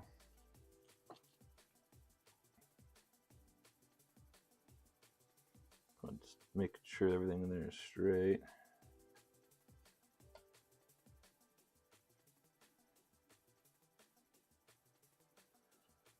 It's lined up.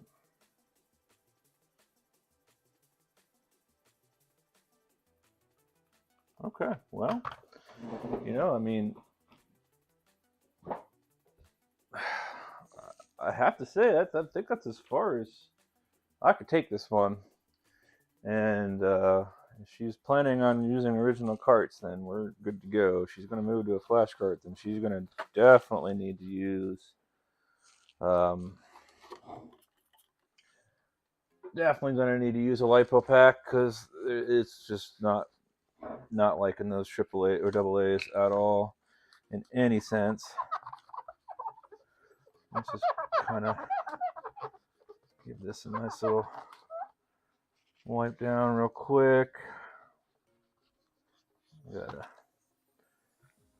oh no, don't tell me that's inside the screen. I'm gonna flip my shit. It is. Effing heck. Effing heck. How'd that happen?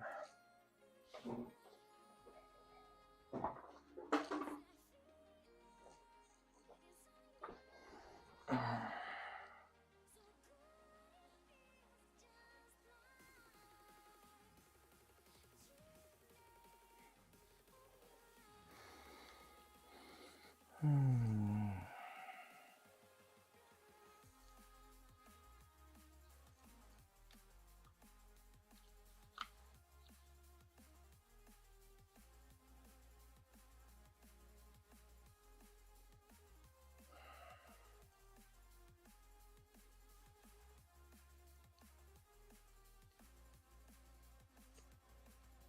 Unfortunately, I don't think this is going to work.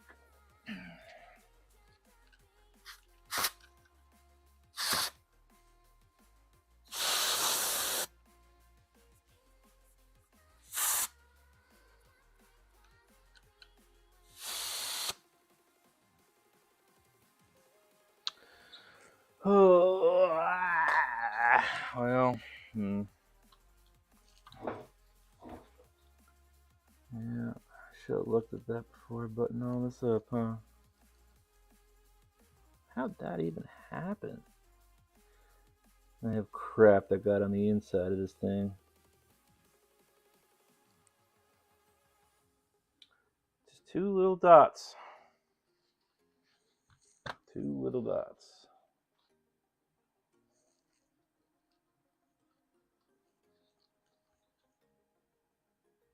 Yeah, no, can't do it. Every time I look at this with a blacked out screen, that's all I'm going to see. God dang it. I'm so anal. It's horrible. But I can't. I literally can't. I gotta clean that lens off.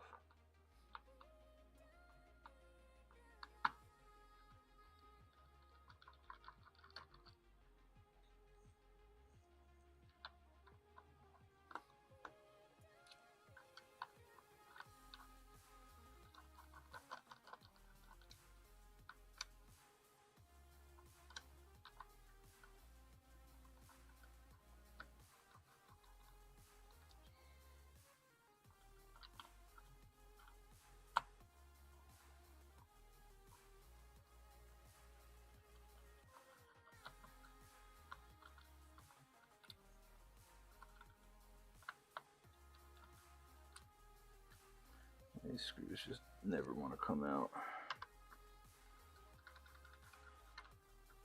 I guess these left-hand posts also arrived pre-stripped too, so that was fun. Not completely stripped, but enough. Alright, well, it is what it is. I'm not going to send this thing off with freaking dust specks on the inside, because it's not something that you can clean easily. Let's wait.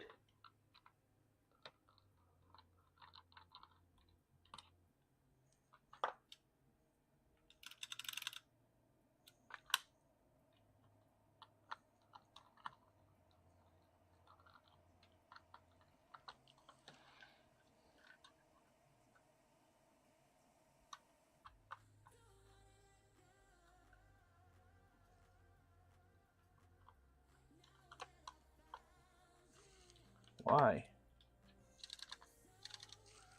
Man, these things just do not ever want to come out for me. Except for these guys. These guys are easy. They're fine. It's always these last little guys.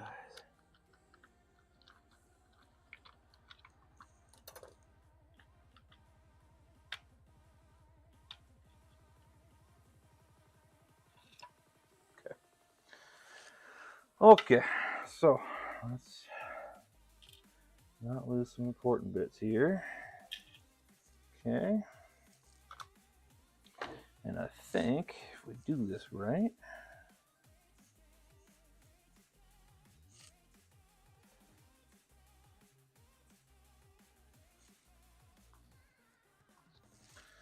I should just be able to kind of hopefully flip everything out of the way.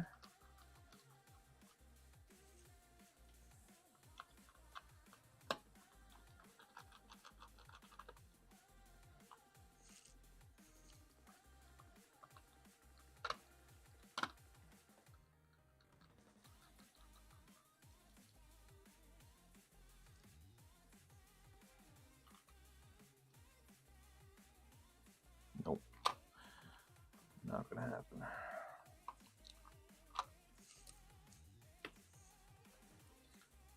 Redo everything here.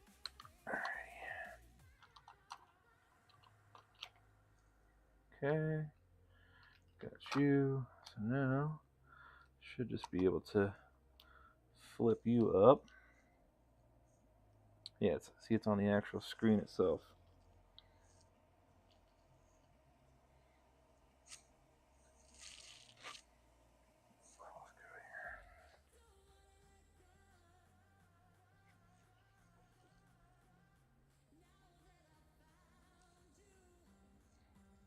Okay. Actually, while I am here,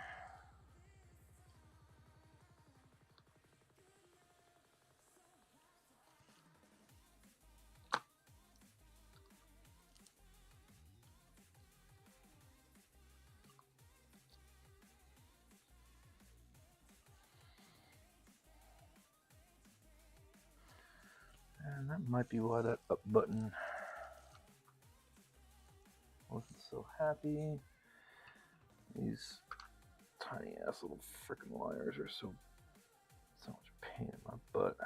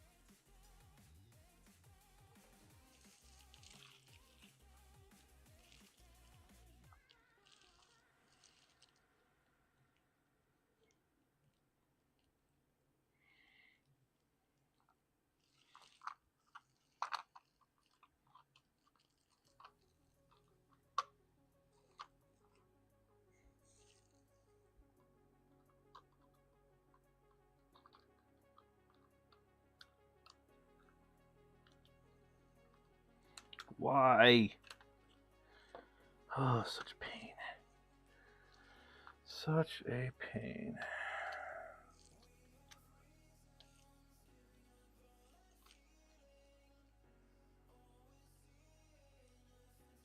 Okay.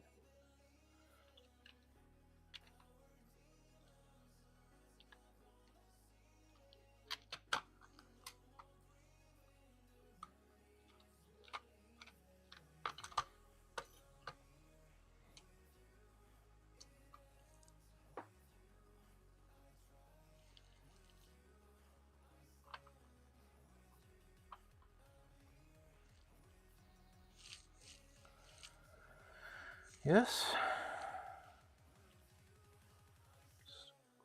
Once again, just to fasten so I can flip it without flopping around.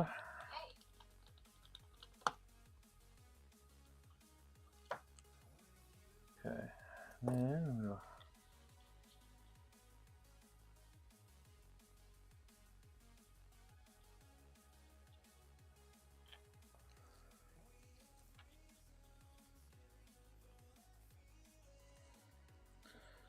why does it seem like there's just so much more crap now on the inside of this screen?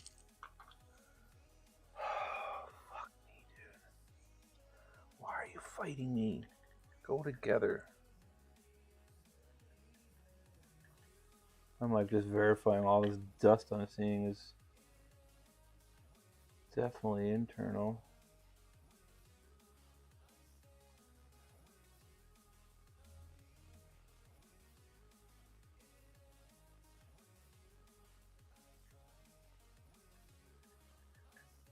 That 100% is.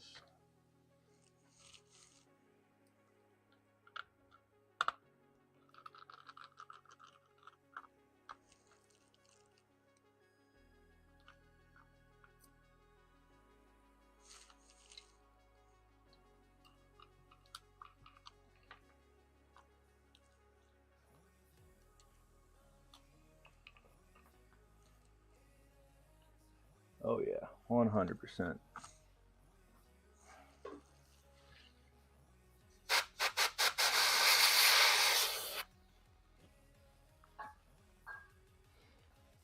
might have to go get another koala cloth, which I actually have plenty. And they're a lifesaver. Oh yeah, it is. I'm gonna go get a fresh koala cloth here.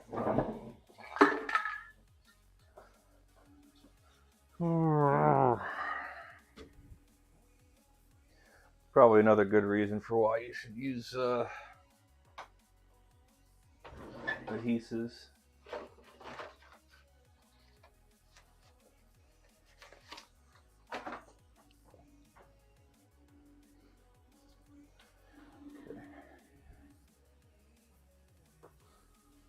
Okay, yeah, because if you use adhesives, then you kind of glue the screen into place, and that's kind of hard for all this stuff to keep squidging through. Okay, so this is a very fresh cloth here. You can wash these things. Since I have spares that are brand new, seems kind of a waste.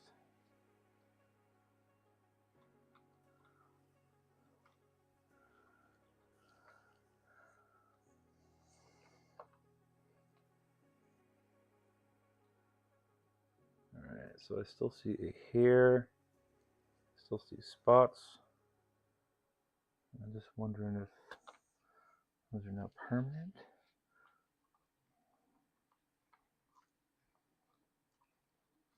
Problem is, like, I don't want to push too hard from this side because this is where you pop the adhesive off of the lens. So I'm basically just really trying to be as careful as I can. See now.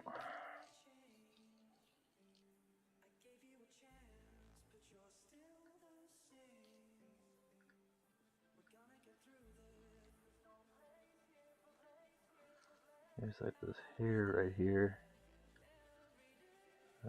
Unfortunately, it looks like it got trapped under the glue. I think that got it though. I think that's about as good as I'm going to get it.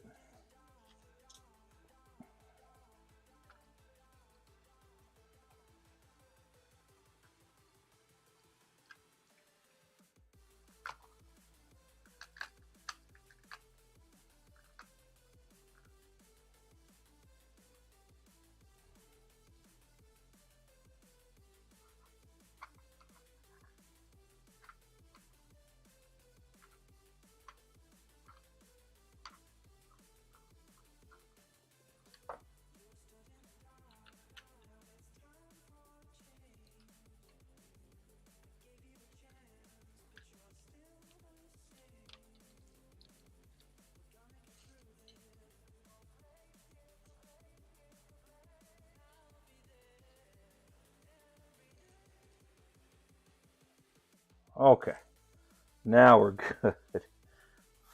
Hell, man, I'm too. God dang, I am too anal, man. That would kind of. I was somebody who was buying this, and I saw that come through. That would drive me bonkers, man. Not even kidding you how bonkers that would probably drive me. Seeing all that dust trapped between the lens and the screen. Ugh. Especially when you just paid someone to put something together for you, you'd kind of expect that to be paid attention for. Okay. Oh yeah, got that up pad working a lot nicer. Hard to see, I guess, but it's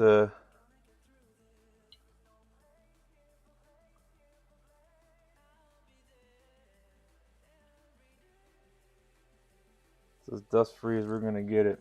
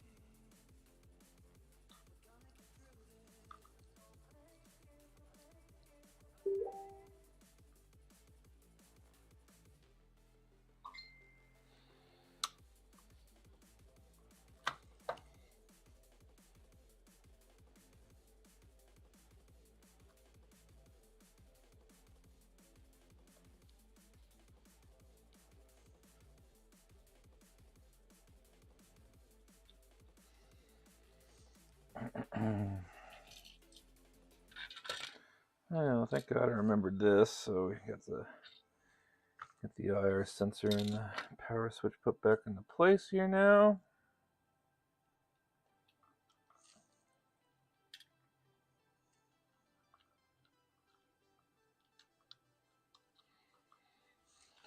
Let's not lose the IR shield inside the unit, which we're just literally just about to do. Okay. This part's always finicky for me. Maybe just shutting down now. Guess I could just turn it off. I don't really need it for the time being. Soldering iron is reminding me it is still alive.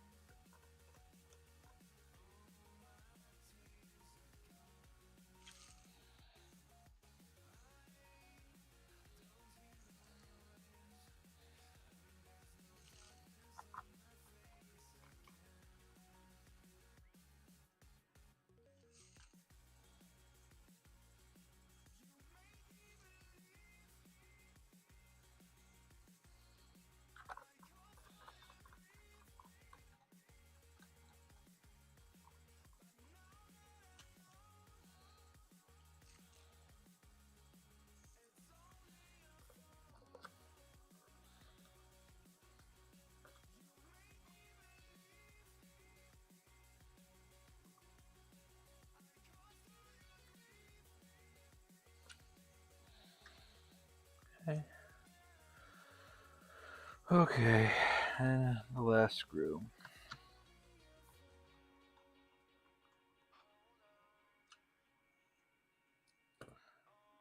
Okay.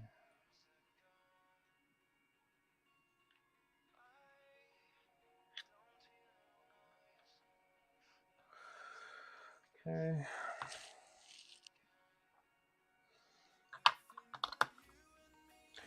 Yeah, shit, I should have done the freaking function test before I got everything screwed in, because I know for a fact now that this damn thing is just not gonna be in line, is it?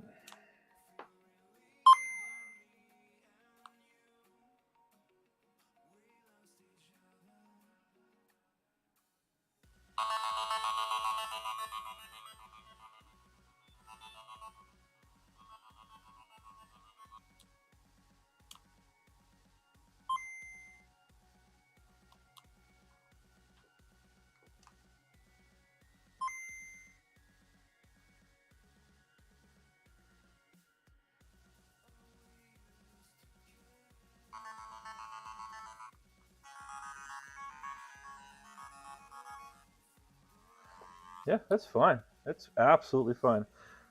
Absolutely fine. Okay. Well, at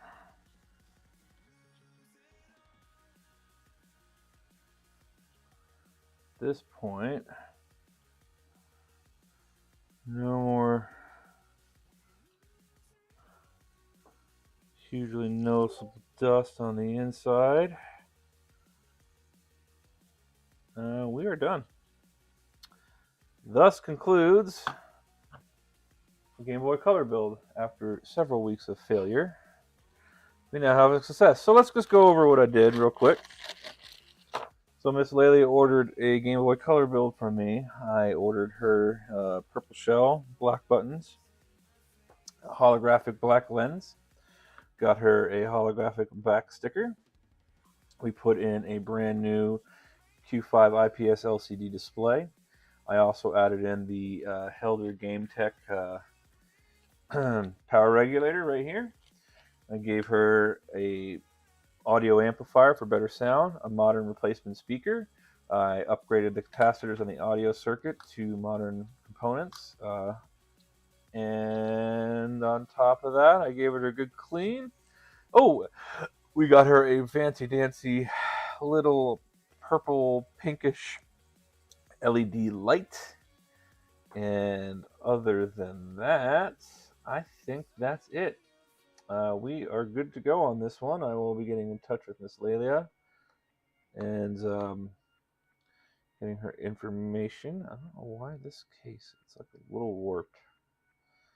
Not a huge deal, but could be just the wires pushing in on it. I don't know. Either or, this is done. It is 100% done.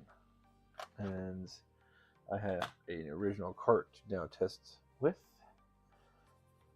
So I'm going to bag it and tag it, folks. Put this one aside in a nice little baggie here. And that way, I don't get any fingerprints or crap on it while it sits waiting to ship. And finally,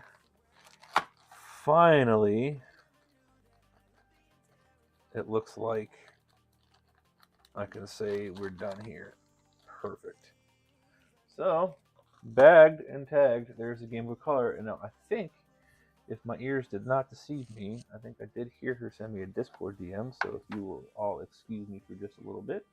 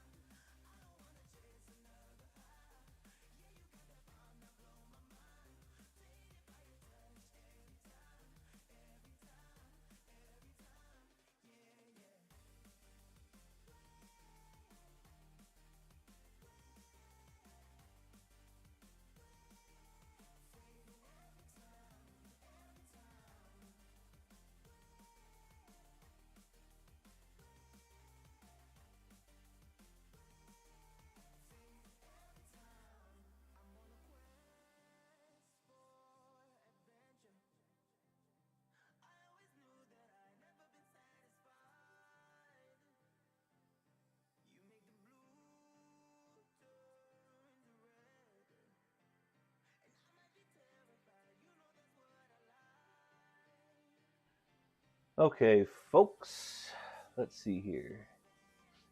It is 3:48 p.m. I have been live for 2.5 hours. I really want to get this Neo Geo build started. Man, how much battery do I got left? It's still 53%.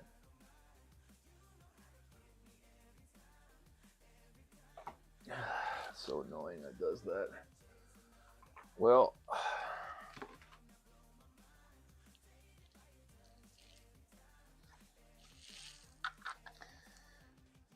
okay, well I can add this back to the later pile. I do have a use for that extra Game Boy Color I picked up anyway, so it's not a waste. There's no point in me even bothering testing with it today, which is the reason I bought it. But when I plugged it in the other night and I heard all that audio whine and stuff, I knew it wasn't going to be motherboard based. And I really am just convinced at this point that AA batteries are just not suitable for high power draw situations. And hopefully, with Miss Lelia, since she's running original game cartridges, she won't really notice it. And I did kind of notice, though, that it wasn't there when I powered up the last time. So, maybe I got kind of things squished together in a way that reduces the audio feedback and makes things a little bit more pleasant. I don't really know, but I think I am going to move on to this Neo Geo because I am desperate to get this thing looked at. Now, I don't know if anybody out there is very familiar with this. I am 100% not that familiar with this because this is a very unique little system here. They didn't produce very many games for it because, unfortunately, it did not sell very well, both abroad and in the States, especially in the States. Neo Geo just never took off in any sense outside of the arcade. Now, that is just another Game Boy kit. I'm trying to locate. There it is. I think this should be all I need. Right here. I have. Is this the Neo Geo lens? That might be a Neo Geo lens. I have to take a look at it. I have a bunch of these. I think I have another.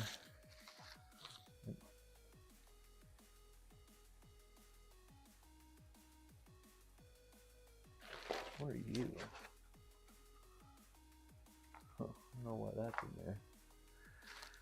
I think this is another Game Boy LCD. Yeah.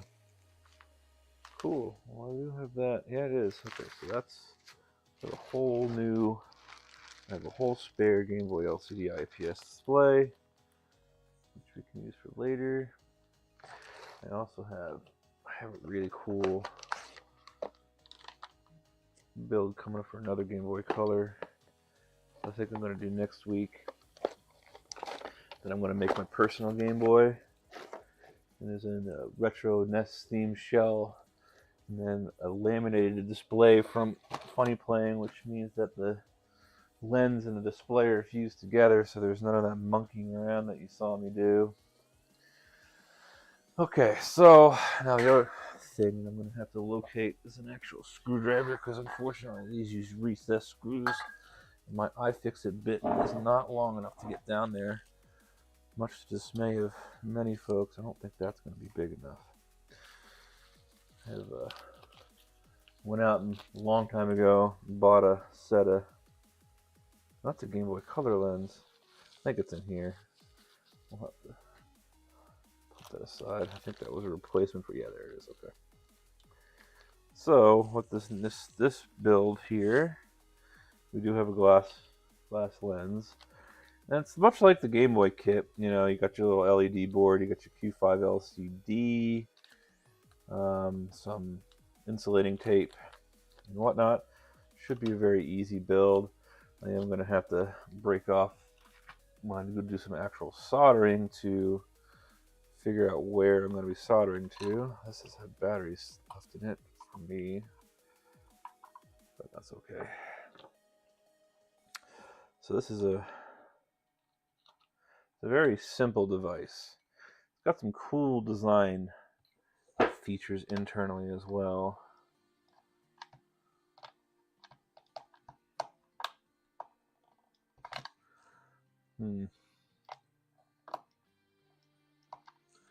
There we go. So it uses an external button battery to save your system settings and stuff, and you can run it without it. Look at that. These battery terminals are slightly corroded, but that's not a huge deal.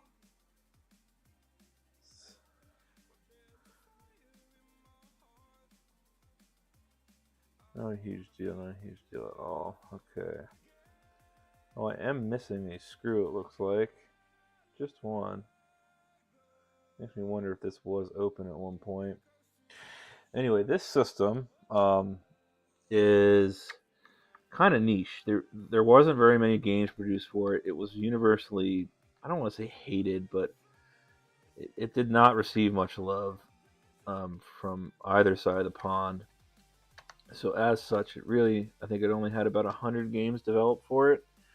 Now, it does have the advantage of being able to play the Neo Geo Pocket games as well, which also has a pretty small library, but it does extend the library of the color.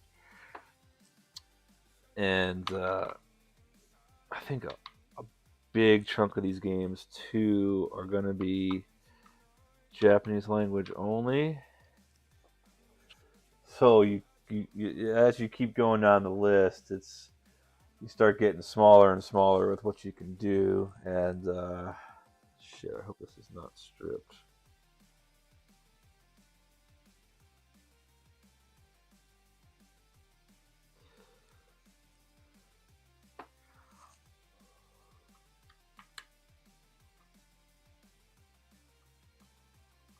Uh-oh. Well, if that is stripped, then I'm screwed.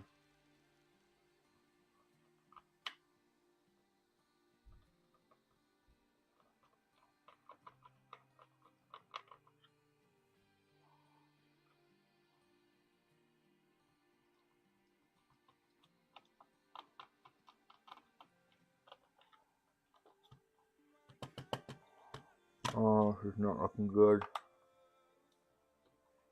Alright, that one's coming out.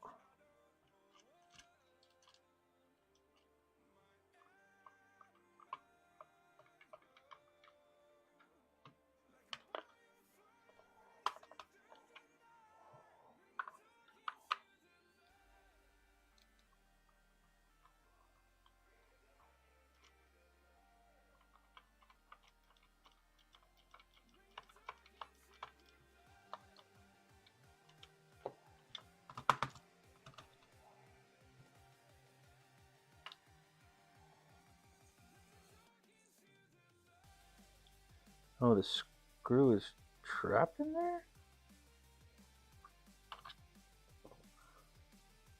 I don't know what that is. That's looking kind of funky.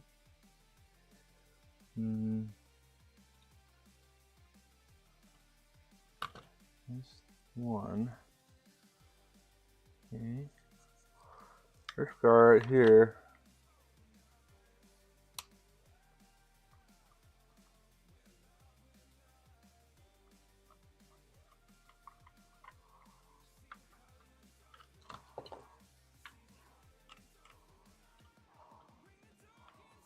Huh.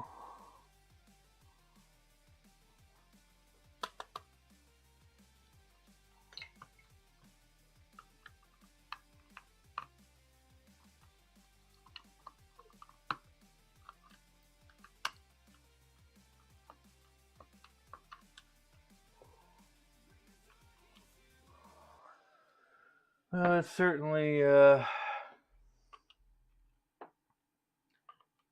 not going to come out easy for me, huh?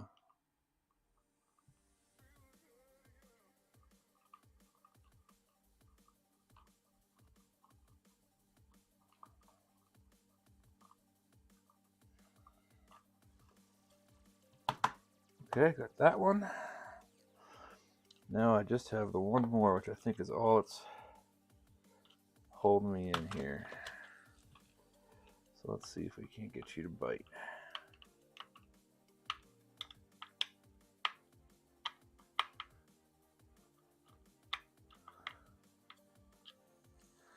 Problem is, I do think this one is actually screwed. Might need to get a slightly bigger screwdriver head. It looks mangled. It's hard to see.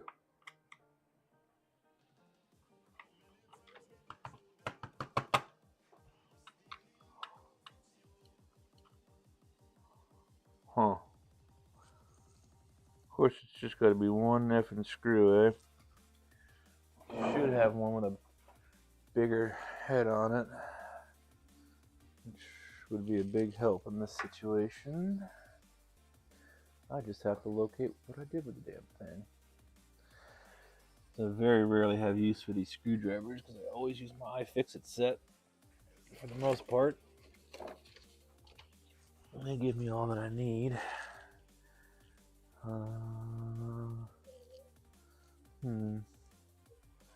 Just gotta remember what I did with the dang things. I thought they were just right up plain view, but apparently I must have hid them somewhere fun.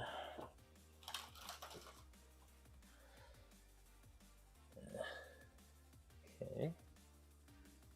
Well. Dang it. Well, this is all tying into my start of my stream where I mentioned I still have more organization to do here. And I think that would help me. Oh, is that my VHP tape? Oh my lord, I finally effing found it. Well, hallelujah. Been looking for that VHD tape for months. And it's been hiding, and now I just found out where it's been hiding. Huh. Where'd these go? God dang it. Well, I wonder. I might have smartened up and put them with my other screwdrivers.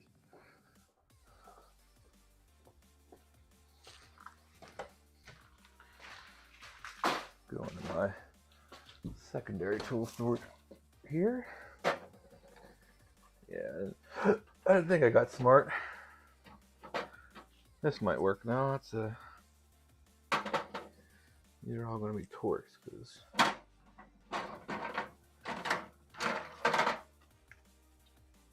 Here we go. Fortunately, these don't look like they all have a bigger head to them.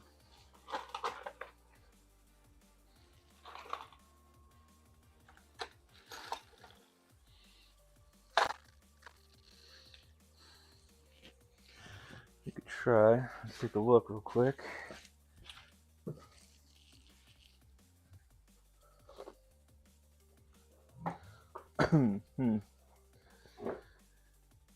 No, I don't think so. This guy maybe, but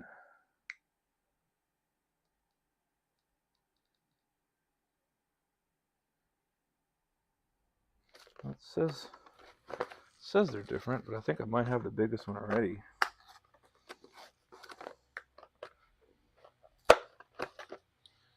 No, it's slightly bigger.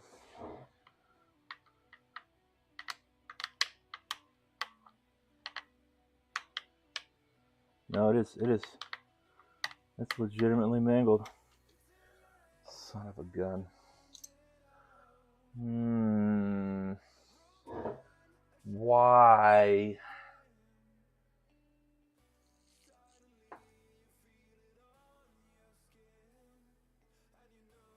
No, that's a tri-wing? There's no way that's a tri-wing.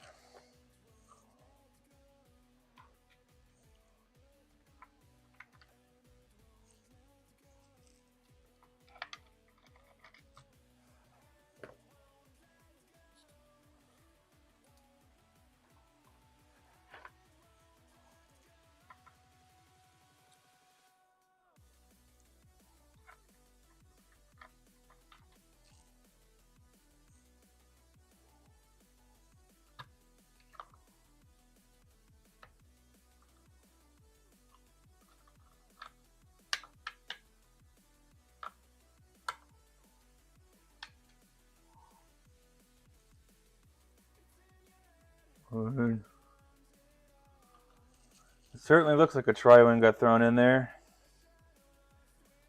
Am I crazy? Are they all tri-wings? No, they're Phillips. That definitely looks like a tri-wing.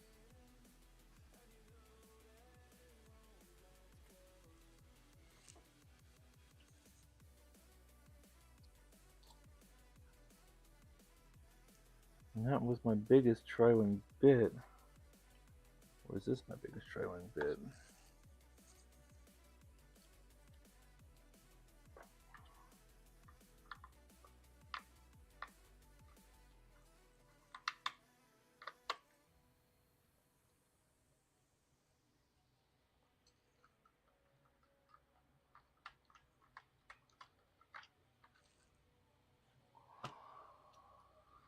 Huh. Well, I mean, the issue is mainly I don't think it's...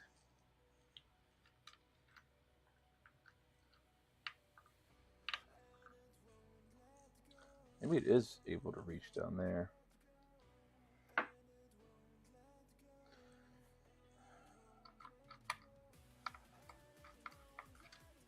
It is, but not with that.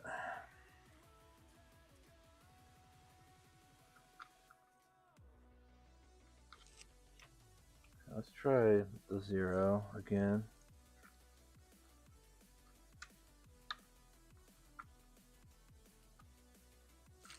No, maybe the double 0 or the...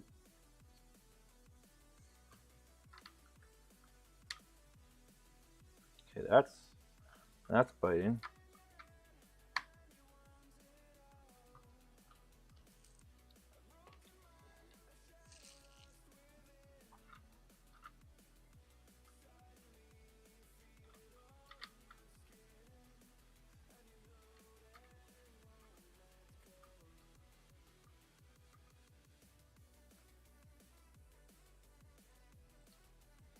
Okay, that's in there. So now I need to like really work some magic here.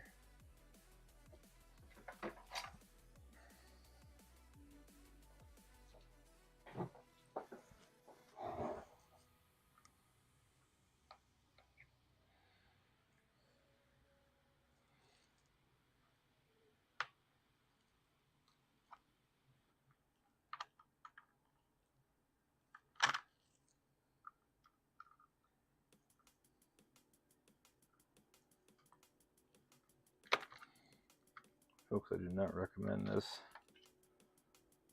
I don't know why it's just not wanting to come out. Unfortunately,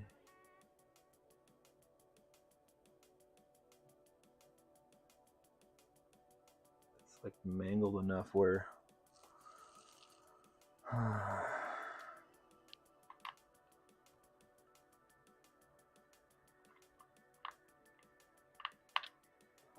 that's not gonna work. Yeah. This is enough.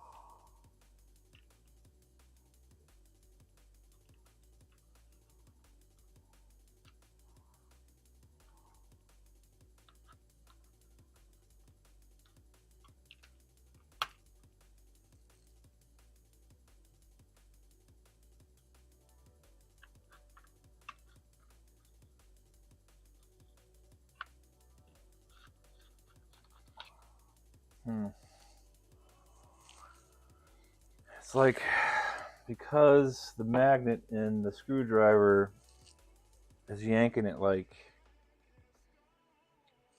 just a bit.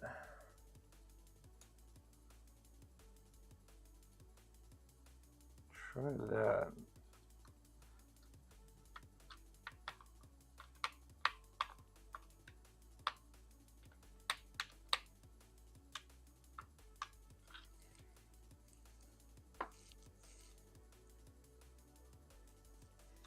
Problem is, I don't want to like deform the screw head, because I mean, there's just no.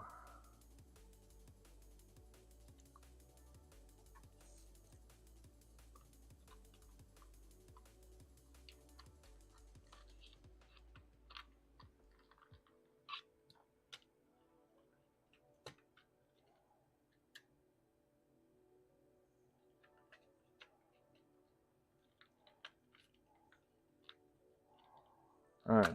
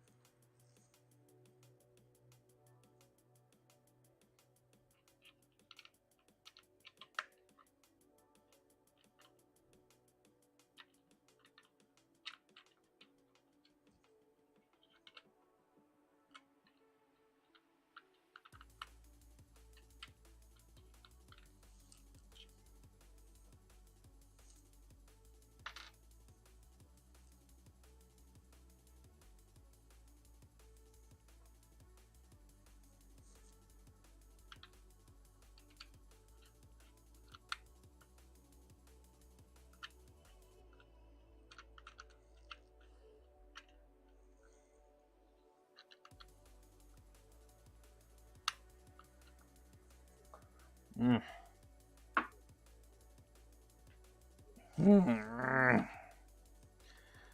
Why? Why? Why do you have to be like this? Why? Why you do this?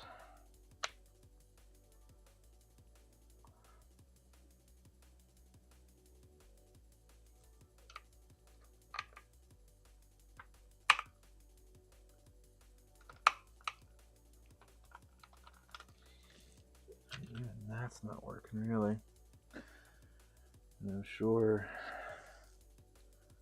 this isn't going to work either.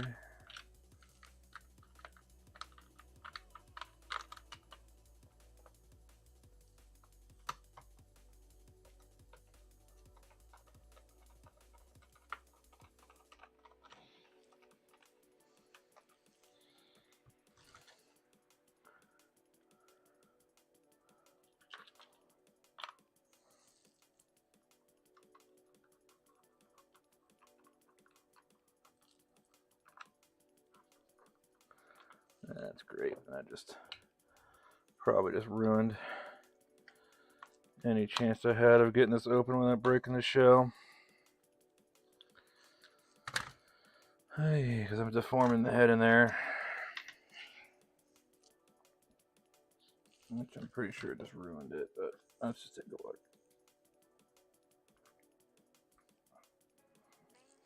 No, it is definitely a tri-wing.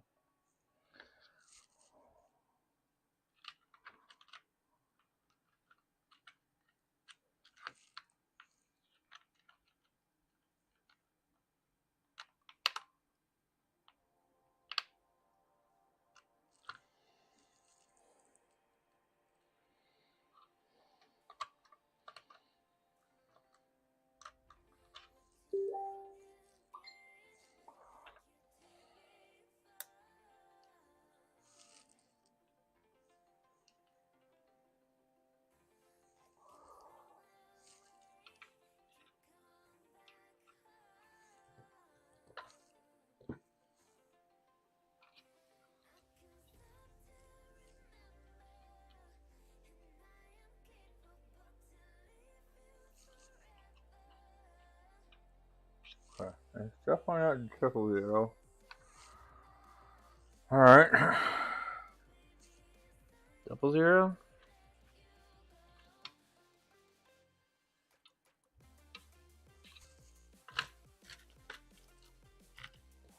I'm just basically like trying to.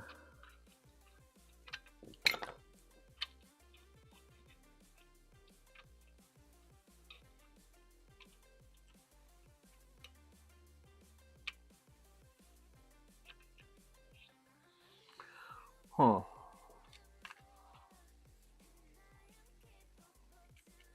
What? Is it loose? It's just not coming out?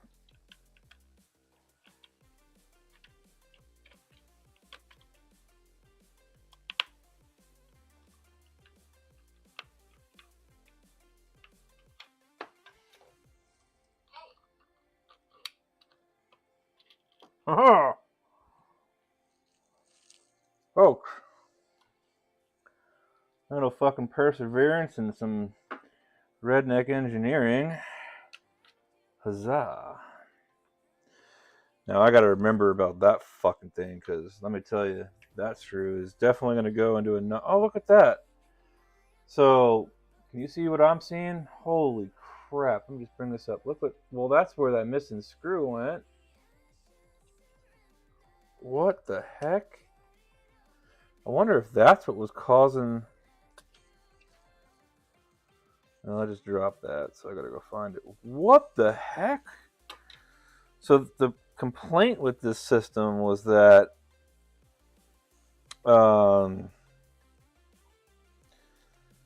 there's these vertical lines that would show up in the screen. I'm wondering if perhaps that metal screw is the culprit.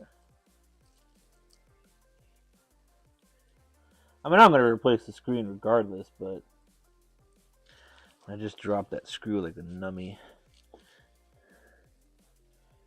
God dang it, Justin. There it is. Alright, I gotcha. Alright. But now my ass is curious, because when I bought this, it was true. The screen did have some lines show up into it. Now,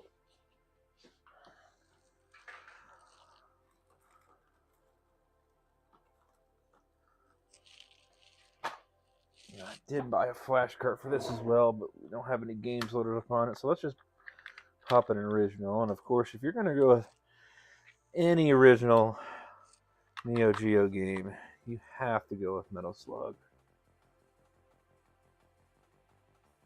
Nah, I didn't fix it. I could still see the lines. Okay. Cool little system, though. Okay, that's fine. I was expecting. It's not like I was gonna just halt the build because I found that potential issue. But alrighty, so we're gonna put you back away, just off the side anyway, while I work on this. This is part of the build. No, this is not part of the build. This is a Game Boy Color lens.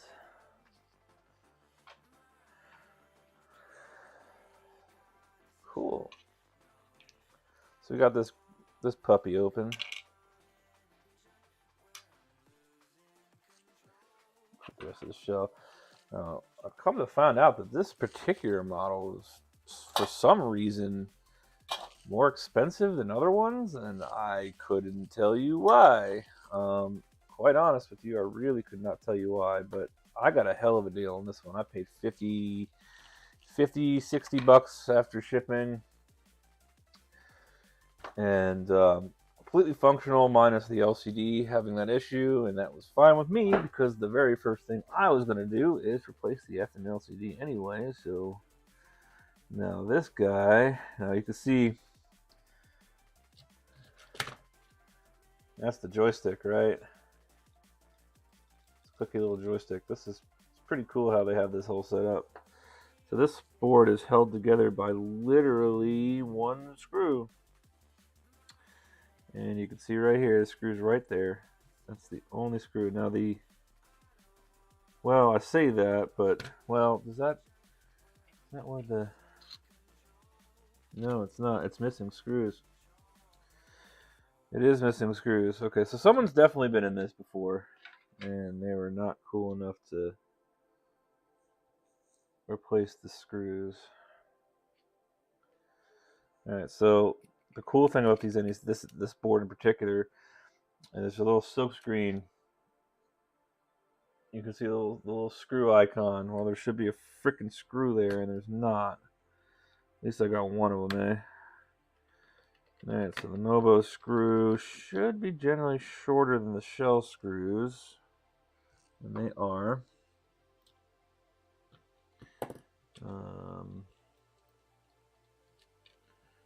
remember right, the joystick should just pop off. Not sure if I have to do that from the top or just pull the PCB. I hate forcing things. Yeah, it just... So this joystick's a press fit, and that just pops off, and that should free the motherboard now. From what I understand, the speaker's glued into the front. I am, just for sanity's sake, I'm going to just desolder the speaker. I guess if you're really afraid of a soldering iron. What was that? That was the power button that I just pulled out. You could just unglue it. To me, this is the cleaner and easier way, just to kind of come in here, pull that wire, get you out of the way. Look at that. That'll shoot up. Might throw some solder mask on that. Take a look at it under the microscope. Oh, and of course, like the numbskull I am, we've got the original LCD, which, much like the Game Boy Color, has these little black tabs we've got to push up on the sides. Okay, just be careful of that port right there. And then this is a... So... Yeah, okay, so the contacts face the bottom. Okay. So that leaves us with...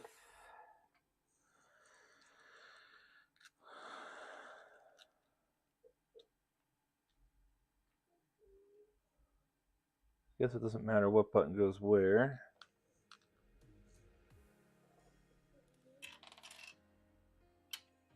Okay.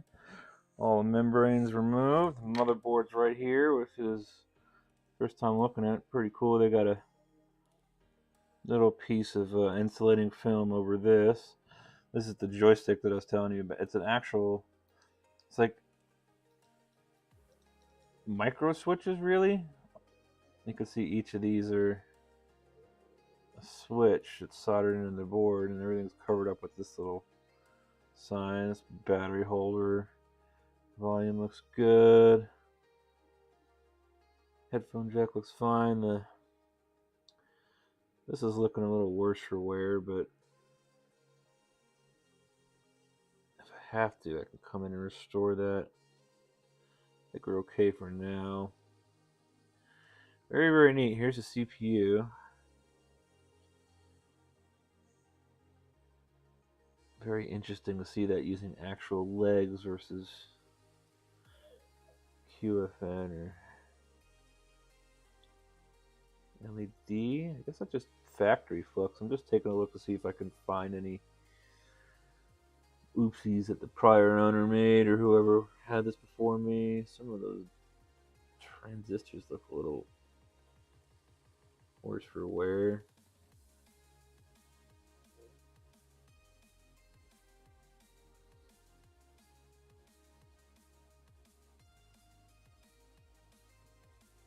Okay, well, I look to be okay. Oh, crystal laid down flat there. So really, basically, we just got to keep on with the disassembly here. Now, this screen should just kind of pop up. There we go. Bang. There's the original LCD. Now this one has an issue on it. And it's probably... It's either something in the flex cable or whatever's on this printed circuit right here. There's no components on this, so I don't know.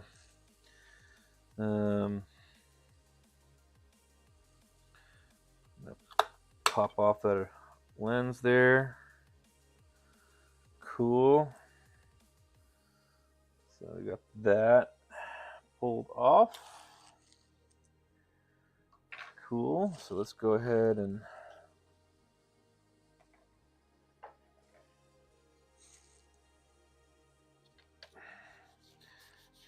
clean this up a little bit. Try to get some of this adhesive off. It's always good to give things a nice little clean anyhow.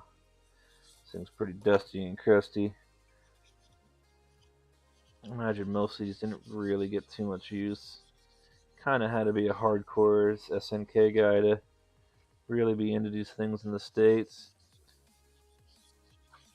I don't think they had different models for Japan versus the United States, but you never know.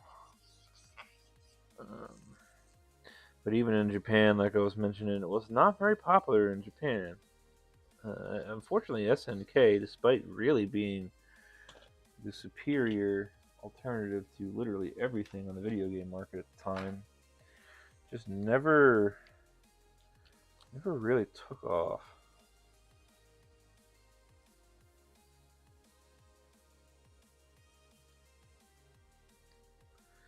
Now the original Neo Geo, the AVS system, unfortunately, was so absurdly expensive. Nobody ever had it. No one. I think I saw one, and it's like a Sears or something like that. One time, growing up. Was it Sears? I think it was Sears. Oh shit.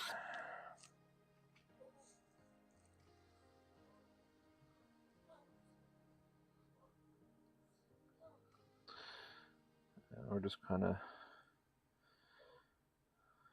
I like the gray. The original lens was a blue border, but the gray kind of contrast is pretty nice. Like, I'm not a very big fan of this. Let's see, what the heck? What the heck? The lens doesn't want to stick. There we go. I wonder if there's any residual alcohol in there that was chewing away at that, which is not cool.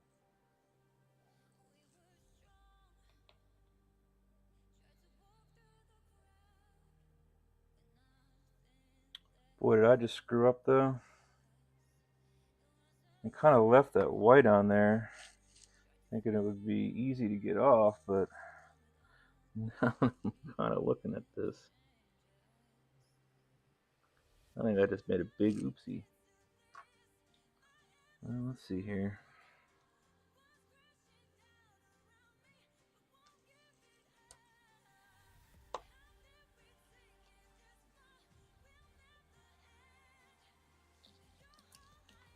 Nah, we're okay.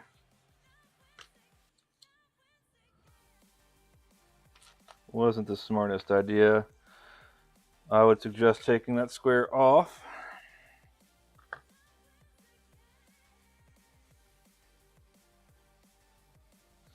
Before doing this, I was just kind of trying to do it so I didn't get fingerprints all over the inside of the lens, but just watch your fingers. Now I'm pressing extra hard because I think we're going to be okay. Once that kind of cures down too. And, you know, anything replacing the lenses is really not that big of a deal. If I have to, I'd just rather not, because unlike a lot of kits, this one actually came with the lens for free, so I'm just kind of really making sure that's stuck on there. Okay.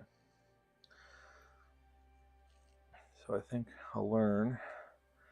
We'll cover all that. Okay, this is out the way. This is the actual kit.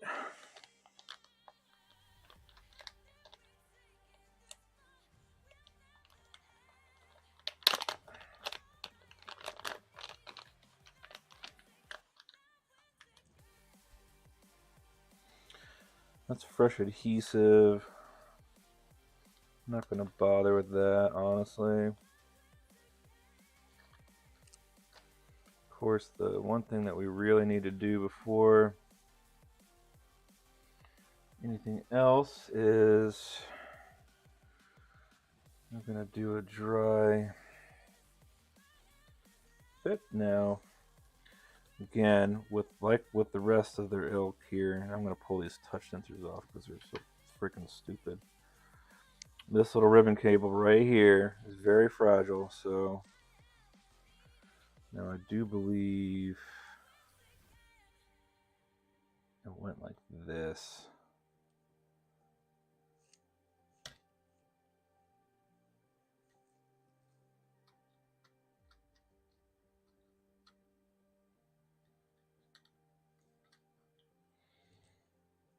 That, and just go over the bail.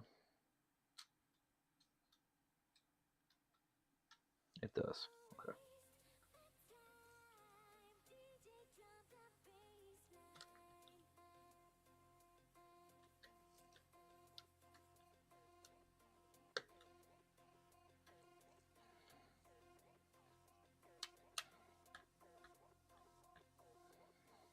Okay.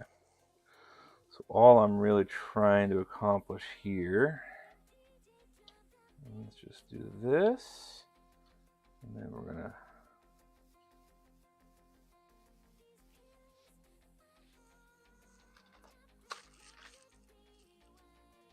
just in case, slide this like this.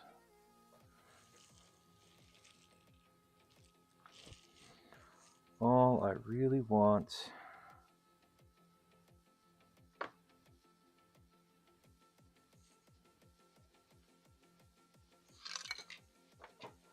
is to not lose any of my buttons. I just did.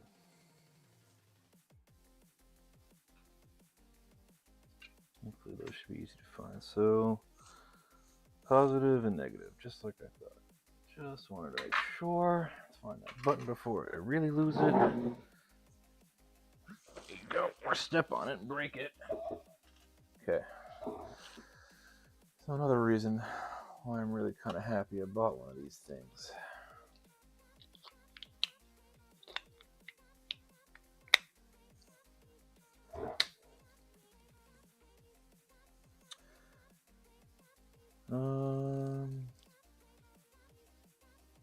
Well, where is that? Oh, I guess it's on the other side of the board, huh? Am I going to be able to do this? How do I dry fit this?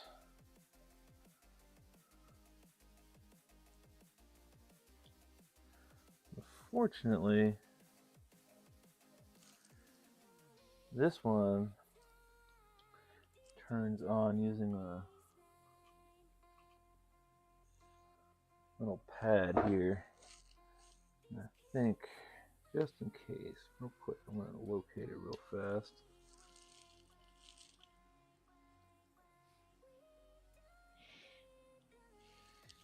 It is this side.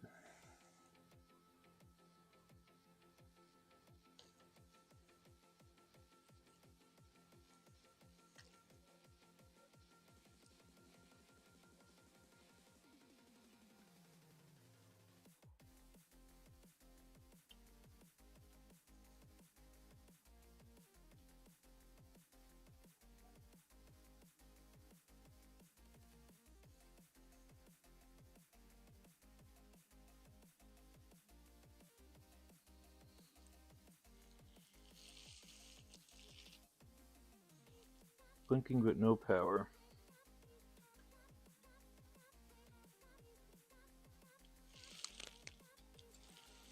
Okay. Alright, well before I really mess things up here, let's go ahead and we're going to have to figure out how to dry fit this better because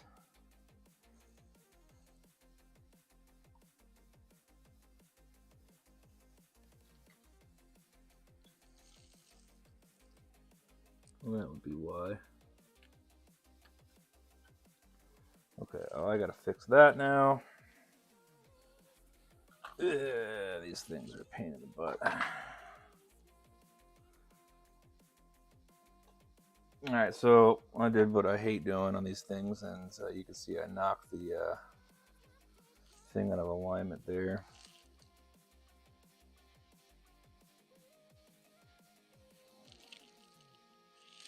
And now I gotta find what I do with my tweezers. Well, these should work for the time being, I guess.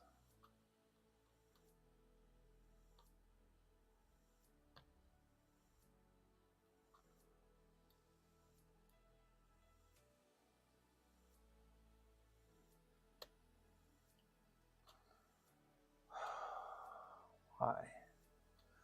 Why did you come out? I didn't even really... It's definitely not in this right spot. It's supposed to be...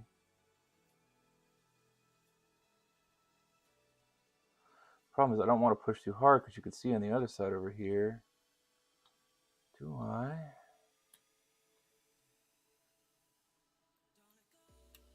Do it this way. This is not working for me. I need more.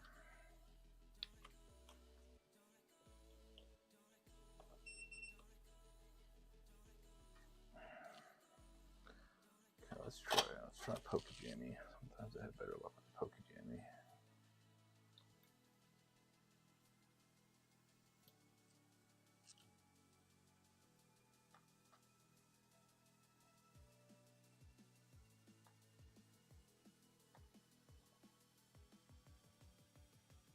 Boy, I hope I didn't break anything there. I might have. Does that look like it's broken?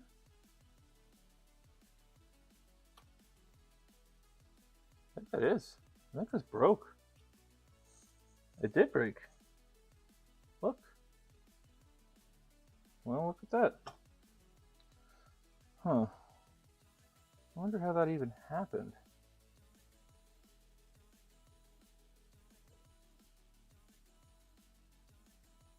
And I wonder if I could even find a replacement for that.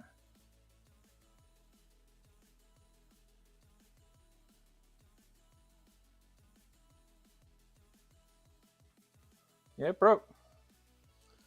100%. No, I think that's kind of it for this build.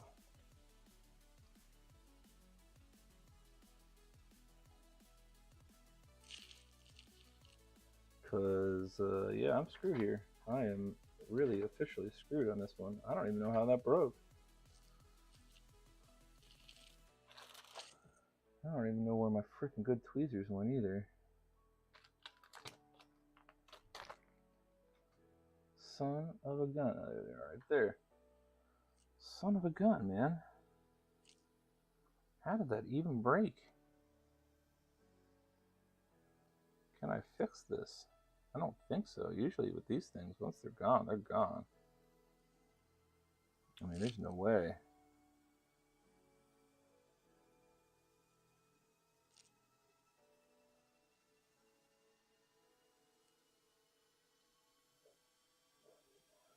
Yeah, it would go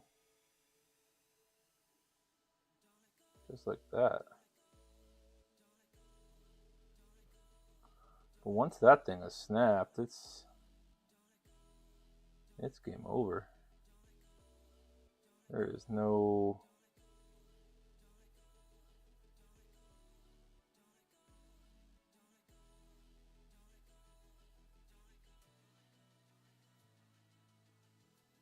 There's just no fixing that.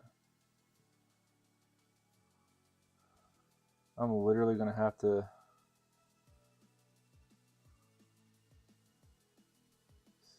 see if I can find the spare connector.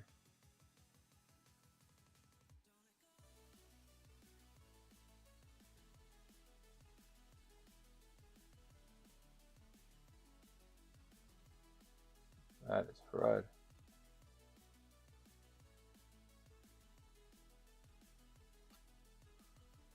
Because yeah, that's needed. I mean, 100%. it's needed because you can see this gap, and there's no way if I grab the old screen. I don't know what I did with the old screen now.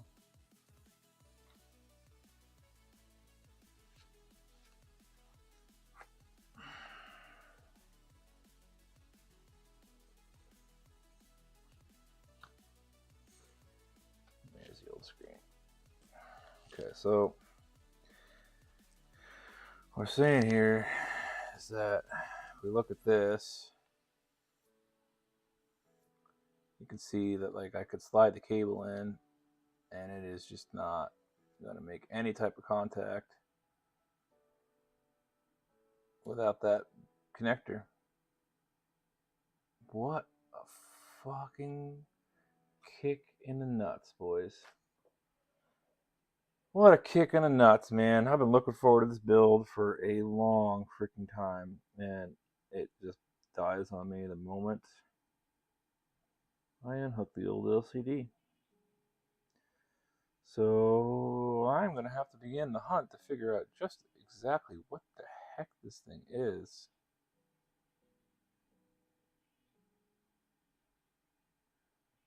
See if I can maybe find a replacement. Because I don't think Hockley is going to save me here. I was thinking I could maybe get the screen put in, pushed into place.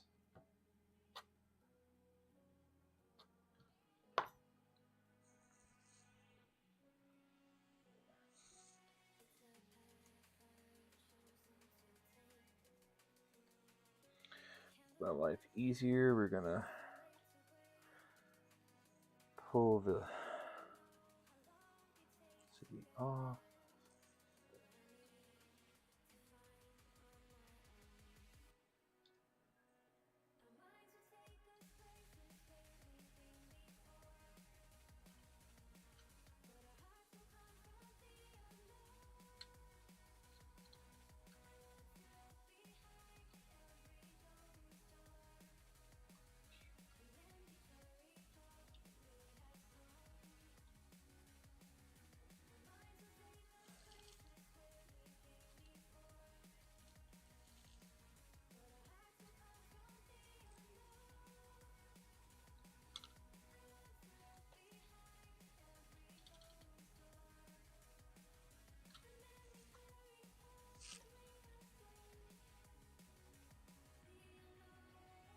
No, it's not. It's a top mount. It goes like this.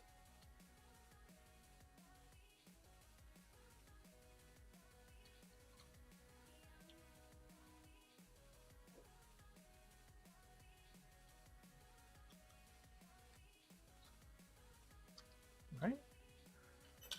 Where's my visual screen here?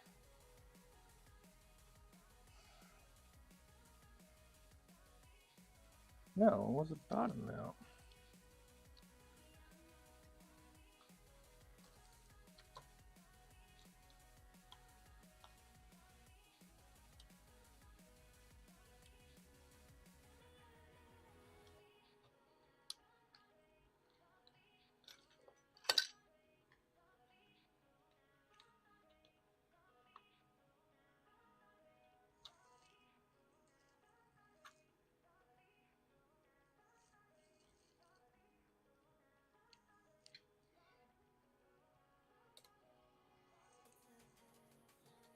I mean, you might be able to get by with a little bit of hot glue. Wouldn't make me happy, to be quite honest. But it might work.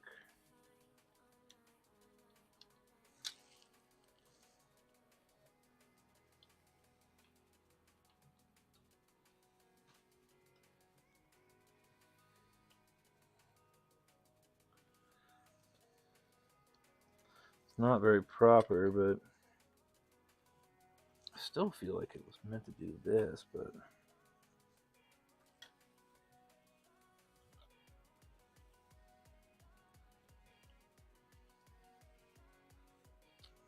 This is the front of the board. Right?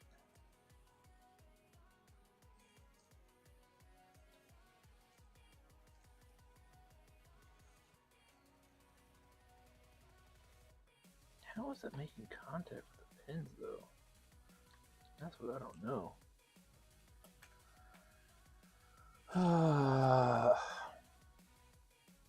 What a disappointment.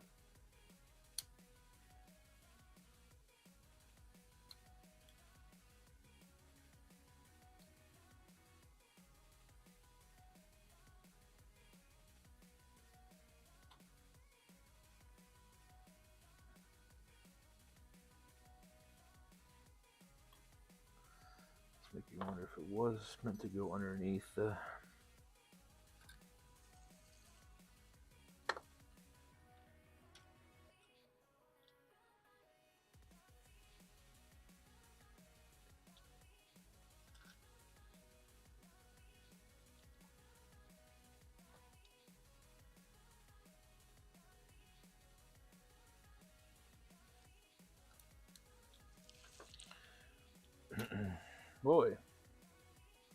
Boy howdy.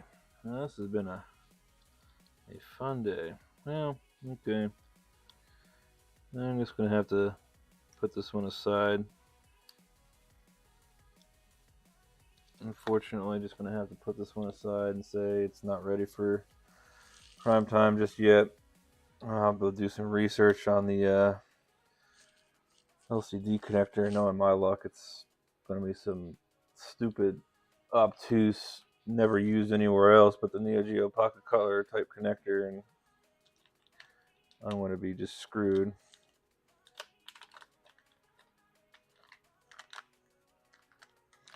But who knows? We'll take a look. I had severe doubts I'm gonna be able to find myself a replacement for it easily. But you never know. You never know. You absolutely never know. Unfortunately,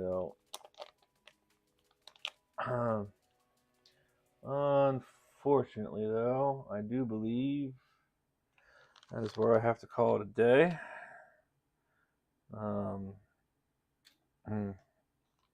Battery's running low. Patience is running thin.